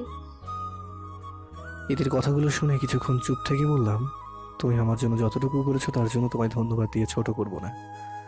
তোমার কাজের প্রতি আমি খুশি, তোমাকে আর কিছু করতে হবে না। যা করার এখন আমি নিজেই করব। কি করবে তুমি? সময় হলে এমনিতেই জানতে পারবে। এখন তাহলে রাখি, আমার একটু কাজ আছে। তারপর কলটা কেটে দিয়ে মনে মনে বলতে লাগলাম, আজকে বাসায় গিয়ে এই আব্বুর সাথে বসে মায়ের বিষয়ে কথা বলবো। বলে দেবো আমি রিয়াকে বিয়ে করতে পারবো না, আমি মায়াকে ভালোবাসি, আর বিয়ে করলে তাকেই করব। অফিসের কাজ করতে করতে দিনটা কেটে গেল। অবশেষে সব কাজ শেষ করে সন্ধ্যেবেলা অফিস বন্ধ করে বাসায় আসলাম। রুমে এসে ফ্রেশ হয়ে ভাবতে লাগলাম খাওয়া দাওয়া শেষ করি না হয় আব্বুর সাথে মায়ের বিয়ে সয়ে কথা বলবো। কিছুক্ষণ পর মিলিয়ে এসে রাতের খাবারের জন্য ডাক দিয়ে গেল। আমিও নিচে এসে সবার সাথে বসে খাবার খেয়ে নিলাম। খাওয়া শেষ করে ড্রয়িং রুমে উঁকি দিতে দেখলাম আব্বু টিভিতে খবর দেখছেন। আমি ধীর পায়ে হেঁটে হেঁটে ওনার সামনে গিয়ে দাঁড়ালাম। আব্বু, তোমার সাথে আমার কিছু কথা ছিল। কি কথা বলো? আসলে আমি মানে কি বলবা সোজাসুজি বলো, এত ইনিমিনি বলছো কেন? না মানে বলছিলাম কি, আমি রিয়াকে বিয়ে করতে পারবো না। কেন? কারণ আমি মায়াকে ভালোবাসি, আর বিয়ে করলে তাকেই করব। আমি বুকে অনেকটা সাহস সঞ্চার করে বললাম। জজ মায়াকে ভালোবাসে আর মায়াকেই বিয়ে করবে? কি বলছো এসব? তোমার মাথা ঠিক আছে তো? হ্যাঁ আব্বু, আমার মাথা ঠিকই আছে। অনেকবার চেষ্টা করেছি তোমায় এই কথাটা বলবো, কিন্তু সাহস করে বলতে পারছি না। আমার আর রিয়ার বিয়ে হলে আমরা কেউই সুখী হতে পারবো না। রিয়ার সাথে আমার বিয়ে হলে আমি ওকে কখনোই মন থেকে স্ত্রী হিসেবে মানতে পারবো না। প্লিজ তুমি এই বিয়েটা ক্যান্সেল করে দাও। আমার কথা শুনে কিছুক্ষণ চুপ থেকে বললেন, তুমি যে মায়াকে ভালোবাসো, মায়াও কি তোমায় ভালোবাসে? হ্যাঁ আব্বু, আমরা একে অপরকে মন থেকে ভালোবাসি। শুধু তাই নয়, আমরা ছোটবেলা থেকেই একে অপরকে ভালোবাসি। কথাটা বলে লজ্জায় মাথা নিচু করে ফেললাম। হায় হায়, আব্বুর সামনে এই কথাটা কিভাবে বললাম, না জানি আব্বু এখন আমাকে নিয়ে কি ভাববে। মায়াকেও আমাদের অনেক ভালো লাগে, আমরাও চেয়েছিলাম তোমার সাথে ওর বিয়ে দিয়ে দিব, কিন্তু আমজাদ মানে মায়ার আব্বু তো অনেক আগে থেকেই মায়ের বিয়ে ঠিক করে রেখেছে ওর বড় ভাইয়ের ছেলের সাথে। এই কথাটা জানার পর থেকে আমরা আর মায়াকে নিয়ে কিছু ভাবিনি। আমজাদ হয়তো মায়াকে এই বিষয়ে কিছু বলেনি, তাই তো সে আমার মাথায় কিছুই ঢুকছে না। কি হচ্ছে এইসব কিছুই বুঝতে পারছি না। আব্বুর প্রথম কথাটা শোনার পর যতটা না খুশি হয়েছিলাম, তা নিমিশে শেষ হয়ে গেল আব্বুর শেষ কথাগুলো শুনে। মনে হচ্ছে কেউ যেন বুকে ছুরি দিয়ে আঘাত করছে। মায়ার বিয়ে একজনের সাথে আগে থেকেই ঠিক করে রাখা হয়েছে, আর আমিই জানি না। মায়াও কি আদৌ এই বিষয়ে কিছু জানে, নাকি জেনেও আমায় বলেনি?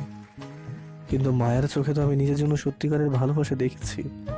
মায়া জেনে শুনে আমার সাথে এমন করতে পারে না। আব্বু, তুমি আমার সাথে মজা করছো তাই না? তোমার কি মনে হয় এমন সিরিয়াস সময়ে আমি তোমার সাথে মজা করব? বিশেষ না হলে আমি আমজাদকে কল দেই, তারপর সে নিজেই সব সত্যি বলে দেবে। আব্বুর কথা শুনে চুপ হয়ে গেলাম। নিজের অজান্তেই চোখ থেকে পানি গড়িয়ে বেরিয়ে এলো। দেখো, রিয়া মেয়েটাও ভালো, ইংল্যান্ডে পড়াশোনা করে, তার মধ্যে কোনো অন্য মেয়েদের মতো অহংকার নেই।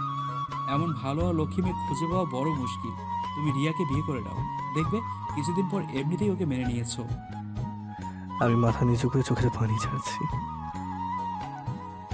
আমি তোমার জোর করবো না, বিয়ের তারিখ এখনো ঠিক হয়নি, কিছুদিন সময় নিয়ে ভেবে দেখো কি করবা। যে সিদ্ধান্ত নাও না কেন আমাকে এসে জানাবে। যদি বিয়েতে মত থাকে তাহলে তো ভালোই, আর যদি মত না থাকে তাহলে আমি শোয়েবের মানে রিয়ার বাবার সাথে কথা বলে বিয়েটা ক্যান্সেল করে দেব। কিছু না বলে তাড়াতাড়ি করে নিজের রুমে চলে আসলাম। মায়া হয়তো আমার কপালেই ছিল না, তাই ওকে পেয়েও হারালাম। হয়তো বলবো না রিয়াকেই আমার জন্য ঠিক করে রেখেছেন, কিন্তু মায়াকে ছাড়া যে আমি নিজের জীবনে অন্য কাউকে জায়গা দিতে পারবো না। কথাগুলো ভাবছি আর চোখের পানি ফেলছি। দেখতে দেখতে কেটে গেল আরও কিছুদিন।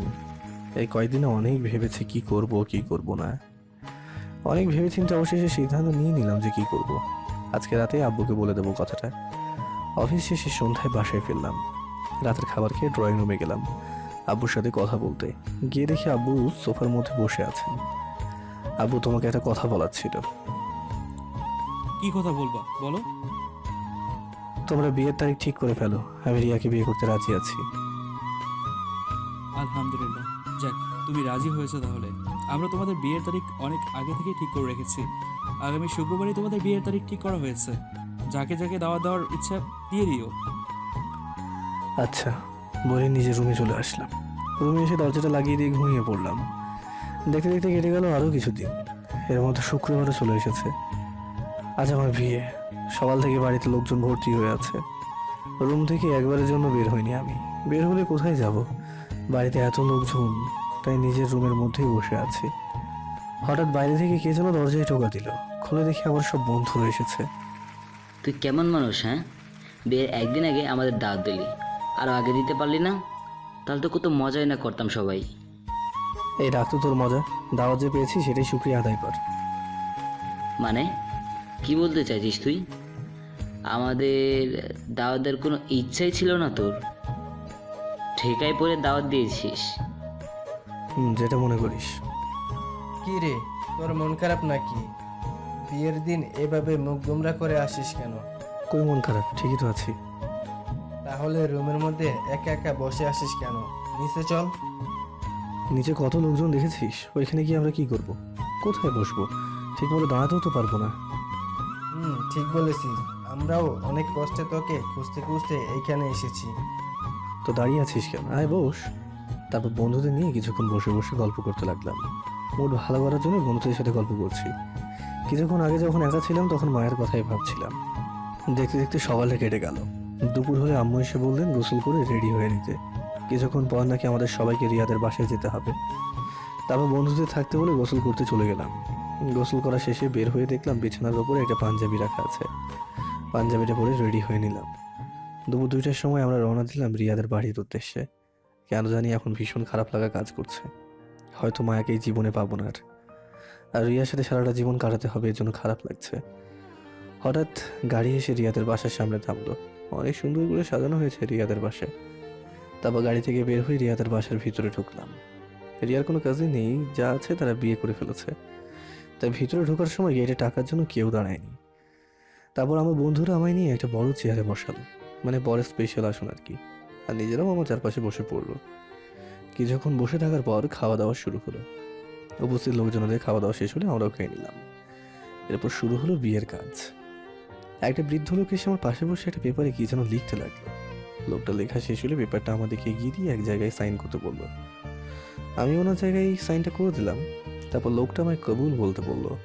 মন চাচ্ছে বিয়ের আসন থেকে এক্ষুনি পালিয়ে যায়, কিন্তু কার জন্য পালিয়ে যাব? যার জন্য এতদিন ধরে বিয়েটা করবো না বলেছি তার তো আরেকজনের সাথে আগে থেকে বিয়ে ঠিক করা। বুকের কষ্টটা চাপা দিয়ে আমি কবুল বলেই দিলাম। তারপর লোকটা পেপারটা নিয়ে উঠে চলে গেল। কিছুক্ষণ পর শুনতে পেলাম কোনে ওনাকে কবুল বলে দিয়েছে। ব্যাস, বিয়েটা হয়েই গেল। তবুও মায়াকে মন থেকে ভুলতে পারছি না। আজকের পর থেকে হয়তো মায়াকে আর বেশি একটা দেখতে পাবো না। আর যদি একবার দেখতে পারতাম না তাহলে কিছুটা শান্তি পেতাম। আচ্ছা, মায়া বিয়েতে এসেছে তো? আবু তো আমজাদ আঙ্কেলকে দাওয়াত দিয়েছেন, তাহলে নিশ্চয়ই ওদের সাথে মায়াও এসেছে। কিন্তু কোথায় দেখতে পাচ্ছি না কেন আমি তাকে? মায়াকে দেখার জন্য উকিঝুঁকি করছে। আর এমন সময় কয়েকজন মহিলা একটা বউয়ের সাজে মেয়েকে নিয়ে আসলে আমার পাশে বসিয়ে দিলেন। বুঝতে আর বাকি রইল না, এটা রিয়া। এখন বর আর কনেকে উপহার সামগ্রী দেওয়া হবে। আমাদের ভাষায় যেটা সালামি বলে। তাই কনেকে এখানে আনা হয়েছে। আর বউ সাজে বসে থাকা রিয়ার দিকে একবার মাথাটা ঘুরিয়ে তাকালাম, কিন্তু চেহারাটা দেখতে পেলাম না। মাথায় যত বড় ঘোমটা দিয়ে রেখেছে তাতে কিছুই দেখা যাচ্ছে না। তারপর শুরু হলো উপহার সামগ্রী, অর্থাৎ সালামি দেওয়ার পালা। একে একে সবাই এসে আমাদের সালামি দিয়ে যেতে লাগলো। সামনে একটা বিশাল বড় থালা রাখা আছে, ওইটার মধ্যে সবাই যা ইচ্ছে দিয়ে যাচ্ছে। কেউ আমার সাথে পিক তুলে সালামি দিয়ে যাচ্ছে, আর কেউ এমনিতেই দিতে চলে যাচ্ছে। সবার সালামি দেওয়া শেষ হলেই শোয়েব আঙ্কেল অর্থাৎ রিয়ার আব্বু জিজ্ঞেস করলেন আর কেউ সালামি দেবে কিনা। আমি দেব। হঠাৎ পিছন থেকে কি যেন বলে উঠলো কথাটা। সবাই কথাটা শুনে ঘাড় ঘুরিয়ে পেছনে ফিরতেই অবাক, আর সাথে আমিও অবাক। হে তো রিয়া। রিয়া ওইখানে কি করছে? আর রিয়া ওইখানে হলে আমার পাশে বউ সেজে বসে থাকা মেয়েটা কে? কিছুই তো মাথায় ঢুকছে না, সবকিছু মাথার উপর দিয়ে উড়ে উড়ে যাচ্ছে। বাড়িতে উপস্থিত সবাই একে অপরের সাথে কানাকানি শুরু করে দিল। কি কানাকানি করছে তারা নিজেই জানে। এদিকে রিয়া হেঁটে হেঁটে আমার কাছে আসছে। রিয়া আমাদের কাছে আসতেই শোয়েব আঙ্কেল রিয়াকে বললেন, ওদেরকে সালামি দিতে আসলাম আব্বু। কে বললো আজ আমার বিয়ে? আজ তো আমার বিয়ে হয়নি, হয়েছে আরেকজনের, তাও তামিমের সাথে। তাহলে আমি কেন এখানে থাকবো? কিছু না বলেই বই সাজে থাকা বসা মেয়েটার কাছে চলে আসলো আর বলল, এভাবে বসে আছো কেন? ঘুমটা উঠাও। এবার রিয়ার কথায় সবার বউয়ের সাজে বসে থাকা মেয়েটা দিকে তাকালো। আর বউয়ের সাজে বসে থাকা মেয়েটা আস্তে আস্তে নিজের মাথার ঘুমটাটা উঠাতে লাগলো। মেয়েটা মাথার ঘুমটা সম্পূর্ণ উঠাতে সবাই তো অবাক হয়ে গেল। মায়া, তুমি? আমি বলছি সবাই শোনেন, তামিমের সাথে আজ আমার বিয়ে হওয়ার কথা ছিল, এটা ঠিক। আমি তামিমকে ভালোবাসতাম, এখনো ভালোবাসি, কিন্তু তামিম তো আমায় ভালোবাসে না। তাহলে তাকে বিয়ে করে কি আমি জীবনে সুখী হতে পারবো? মানে কে বলছে তোমাকে তামিম ভালোবাসে না? তামিম তো আমায় নিজেই বললো বিয়ের তারিখ ঠিক করতে, সে নাকি তোমায় বিয়ে করবে। তাহলে এইসবের মানে কি? মানেটা এক্ষুনি বলা হবে, আপনারা সবাই একটু ধৈর্য ধরেন। তারপর রিয়া তার মোবাইল দিয়ে কাকে যেন ফোন করে আসতে বলল। কিছুক্ষণ পর লোকজনের ভিড় ভেঙে ইতি এসে আমাদের সামনে দাঁড়ালো। ইতি এখানে দেখে আমি আরো অবাক হয়ে গেলাম। এসব কি হচ্ছে কিছুই তো বুঝতে পারছি না। এ হচ্ছে ইতি, তামিমের ছোটবেলার বন্ধু। আর ইতি আমাকে বলেছে যে তামিম নাকি ছোটবেলা থেকে মায়াকে ভালোবাসে। আমার সাথে তার বিয়ে ঠিক হওয়ার পর সে অনেক চেষ্টা করেছে এই বিয়েটা আটকানোর, কিন্তু কিছুতেই করতে পারেনি। ওর আব্বুকেও সে বোঝানোর চেষ্টা করেছে কিন্তু পারেনি। আমাকেও নানানভাবে বোঝানোর চেষ্টা করেছে কিন্তু আমিও বুঝিনি। আর আমার মনে তখন শুধু তামিমকে নিজের করে পাওয়ার চিন্তাই মাথায় ছিল, কারণ আমিও তামিমকে ভালোবেসে ফেলেছি। কখনো ভেবেও দেখিনি যে তামিম এই বিয়েতে রাজি কিনা, সে আমার সাথে সারাটা জীবন কাটাতে পারবে কিনা। কিন্তু বিয়ের কিছুদিন আগেই ইতি আমায় কল করে ওর সাথে দেখা করতে বলে। আমি প্রথমে রাজি হইনি, পরে তামিমের কথা বলাই রাজি হয়ে ওর সাথে গিয়ে দেখা করি। তারপর ইতি আমায় তামিম আর মায়ার বিষয়ে সব কিছু বলল মাথায়, কিন্তু আমি এসব কথা মাথা থেকে ঝেড়ে বাসায় চলে আসি। কিন্তু বিয়ের একদিন আগে থেকে আমি কোনোভাবেই শান্তি পাচ্ছিলাম না। একবার ভাবলাম মায়াকে তামিমের সাথে মিল করিয়ে দেয়, আরেকবার ভাবলাম না, আমি যেহেতু তামিমকে ভালোবাসি তাহলে আমি তাকে বিয়ে করব। কিন্তু শেষে ভেবে দেখলাম যে তামিম যেহেতু আমায় ভালোবাসে না, তাহলে তাকে বিয়ে করলেও কখনো তার মনে জায়গা পাবো না। তাই আমি ওই রাতেই মায়ার নাম্বারে কল দিয়ে ওকে বলি যে সকালে যেন সে আমাদের বাসায় চলে আসে। ওই দিন ইতি আমায় মায়ার নাম্বার দিয়েছিল। মায়া আসতে চাচ্ছিল না, কিন্তু ওকে অনেক রিকোয়েস্ট করে এখানে আনলাম। তারপর থেকে সব কিছু বুঝিয়ে নিজের জায়গায় বসিয়ে দিই। আমি আপনাদের আগেই বলে দিতে পারতাম যে আমি বিয়েটা করব না, কিন্তু ভেবে দেখলাম এটা বললে আপনারা নাও মানতে পারেন, তাই আমায় এই কাজটা করতে হলো। আর কাজের সাহেবও আমি আগে সব বুঝিয়ে দিয়েছিলাম যে পাত্রীর জায়গায় আমার নাম না দিয়ে উনি যেন মায়ার নাম দেয়। আশা করি আপনারা এখন সব কিছু বুঝতে পেরেছেন। এক নাগাড়ে কথাগুলো বলে রিয়া চুপ হয়ে গেল। বাবা, আমাকেও মাফ করে দাও। বাবা হয়েও তোমার মনের কথা বুঝতে পারলাম না। বিয়েতে তোমার মত আছে কি না একবারের জন্য এটা জানার প্রয়োজন মনে করলাম না। সব কিছুর জন্য আমি তাই। প্লিজ বাবা, প্লিজ বাবা, আমাকে মাফ করে দাও। ছি ছি আঙ্কেল, এইসব কি করছেন আপনি? আমার বড় হয়ে আমার কাছে ক্ষমা যাচ্ছেন? আপনার প্রতি আমার কোনো রাগ নেই আঙ্কেল। খুশিতে আমার এসে জড়িয়ে ধরো। আর কখনো তোমার অবধি কোনো সিদ্ধান্ত নেব না, কথা দিচ্ছি তোমায়। ছি আব্বু, এইসব কি বলছো তুমি? তুমি কেন সব কিছুর জন্য দায়ী হবে? তোমরা কেউ কোনো ভুল করোনি, তাহলে কেন শুধু শুধু মাপ চাচ্ছ? আর যা হবার ছিল তা তো হয়নি, তাহলে কেন নিজেদেরকে দোষী মনে করছো? তুমি যা করেছো একদম ঠিক করেছো।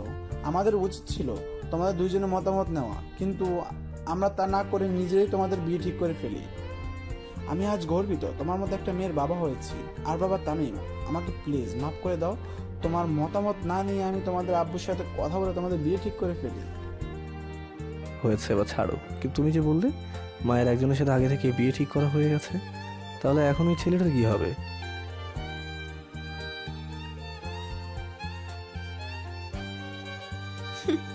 যাক, তাহলে ভালোই হলো। তা আমার সালামি নেওয়ার সময় কি আছে আপনাদের কাছে? আপনি আবার কি সালামি দেবেন? যা দিয়েছেন সেটাই তো অনেক। আমি মায়ের দিকে তাকিয়ে বললাম। তারপরও আরেকটা সালামি রয়ে গেছে। তাই নাকি? তা সালামি দেবেন, দেন। তারপর মায়ের হাতটা ধরে আমার হাতের সাথে মিলিয়ে দিয়ে বলল, আমার কোনো বোন নেই, মায়াকে আমি নিজের বোন বানিয়ে ফেলেছি। ওকে আজ তোমার হাতে তুলে দিলাম। কখনো আমার বোনটাকে কষ্ট দিও না প্লিজ। কখনো ওর চোখে পানি আসতে দেব না, কষ্ট তো দূরের কথা। সবার কথা শুনে উপস্থিত সবাই করতালি বাজিয়ে উঠল। এবার ছেলের বউকে বাসায় নিয়ে যাওয়ার সময় এসে গেছে। সবাই কি আজকে এখানে থেকে যাবেন নাকি বাসায়ও যাবেন? বাসায় আবার অনেক কাজ আছে, তাড়াতাড়ি বাসায় চলো। তোমার আবার বাসায় কি কাজ আছে ভাইয়া? ও তুই বুঝবি না, সে অনেক কাজ। আমি মায়ের দিকে তাকিয়ে বললাম। তারপর মিলিয়া তমা মায়াকে নিয়ে বাইরে এসে গাড়িতে উঠে বসালো। তমাকেও বিয়েতে দাওয়া দিয়েছিলাম। গাড়ির দরজা খুলে দেখি ওরা দুজন মায়ের দুই পাশে বসে আছে। বুঝেছি আমাকে মায়ের পাশে বসতে দেবে না বলে ওরা এমন করেছে। আমিও আর কথা না বাড়িয়ে ড্রাইভারের পাশের সামনের সিটে বসে পড়লাম। বাইরে চোখ পড়তে দেখি ইতি আর রিয়া দুজনেই আমার দিকে তাকিয়ে আছে, চোখ ভর্তি পানি নিয়ে। দুজনেই আমায় ভালোবাসে, অথচ দুজনের মধ্যে কেউই আমায় পায়নি। আমি ওদের দুজনের দিকে তাকিয়ে একটা কৃতজ্ঞতার হাসি দিলাম। তারপর ড্রাইভার গাড়িটা স্টার্ট দিয়ে দিল। আপনারা হয়তো ভাবছেন তামিমকে তো ইতিও ভালোবাসে, তাহলে ইতি কেন তামিমকে মায়ের সাথে মিল করিয়ে দেয়? মায়ের সাথে সানি নামে ছেলেটা হলো ইতির একটা কাজিন। সানি মায়ের ভার্সিটিতেই পড়ে, তাই ইতি সানিকে মায়ের পিছনে লাগিয়ে দেয় যাতে ওদেরকে দেখে তামিম মায়াকে ভুল বোঝে। এরপর যেদিন ইতি তামিমের অফিসে যায় আর তামিম ইতির কাছে কেঁদে কেঁদে মায়ের বিষয়ে বলে, তখনই ইতির তামিমের অবস্থা দেখে খারাপ লেগে যায়। আর তাই সে তামিমের থেকে রিয়ার নাম্বার নিয়ে রিয়াকে দেখা করতে বলে। তামিম আর মায়ের ব্যাপারে রিয়াকে সব বলে। আশা করি এখন আর কারোর মনে কোনো কনফিউশন থাকবে না বা কোনো কিছু বুঝতে বাকি রয়েছে। কিছুক্ষণ পর গাড়ি এসে আমাদের বাসার সামনে থামলো। আব্বুর সাথে কয়েকজন মহিলার বাসা থেকে বেরিয়ে এসে মাকে গাড়ি থেকে নামিয়ে ভিতরে নিয়ে চলে গেলেন। আর আমার বন্ধুরা আমায় ধরে ছাদে নিয়ে চলে আসলো। অ্যাট লাস্ট বাসুরাদের কিছু কথা আপনাদের শুনিয়ে নিয়ে চলেন। দরজা খুলে ভিতরে প্রবেশ করতে দেখি মায়া মাথায় ঘোমটা দিয়ে বিছানার উপর বসে আছে। ধীরে ধীরে ওর সামনে গিয়ে দাঁড়াতেই সে বিছানা থেকে উঠে এসে আমার পা ধরে সালাম করতেই যাবে, তখনই আমি এটাকে ধরে ফেলি। এই কি করছো? তোমার স্থান আমার বুকে, পাগলি, এই পায়ে নয়, বলেই মায়াকে উঠিয়ে জড়িয়ে ধরলাম। সারা জীবন এভাবেই বুকের মধ্যে আঁকড়ে রাখবে তো? ওর কপালে একটা ভালোবাসার পরশ এঁকে দিয়ে বললাম, মৃত্যুর আগে পর্যন্ত তোমায় নিজের বুকে আগলে রাখবো। মরার কথা বলো না প্লিজ, আমার শুনতে খুব কষ্ট হয়। এমনিতেই তোমাকে অনেক কষ্টে নিজের জীবনে পেয়েছি, এত সহজে তোমায় ছাড়তে। আমাকে আরো শক্ত করে জড়িয়ে ধরে বললো কথাটা। তাই কেন ছাড়বে না? ভালোবাসি যে তাই, খুব ভালোবাসি তোমায়। আমিও খুব ভালোবাসি, খুব ভালোবাসি। মায়াকে জড়িয়ে ধরে বললাম কথাগুলো। এখন তোমার পাঠক পাঠিকাদেরকে বিদায় করো তো। ওমা কেন? ইস, আমরা এখন কত কিছু করব, ওরা থাকলে তো দেখে ফেলবে। ঠিকই বলেছো, দাঁড়াও এদেরকে আগে যেতে বলি। এই যে শুনলেন না তোমার বউটা কি বললো? আমরা এখন কত কিছু করব, আপনারা ভিডিওটা লাইক শেয়ার করে চলে যান। আচ্ছা আচ্ছা, আর আমাদের জন্য দোয়া করবেন, এরকম ভালোবাসা যেন সারা জীবন বেঁচে থাকে। আপনাদের জীবন অনেক সুন্দর হোক, অনেক মিষ্টি হোক। ধন্যবাদ সবাইকে গল্পটা শেষ অবধি থাকার জন্য। ভালো থাকবেন, সুস্থ থাকবেন।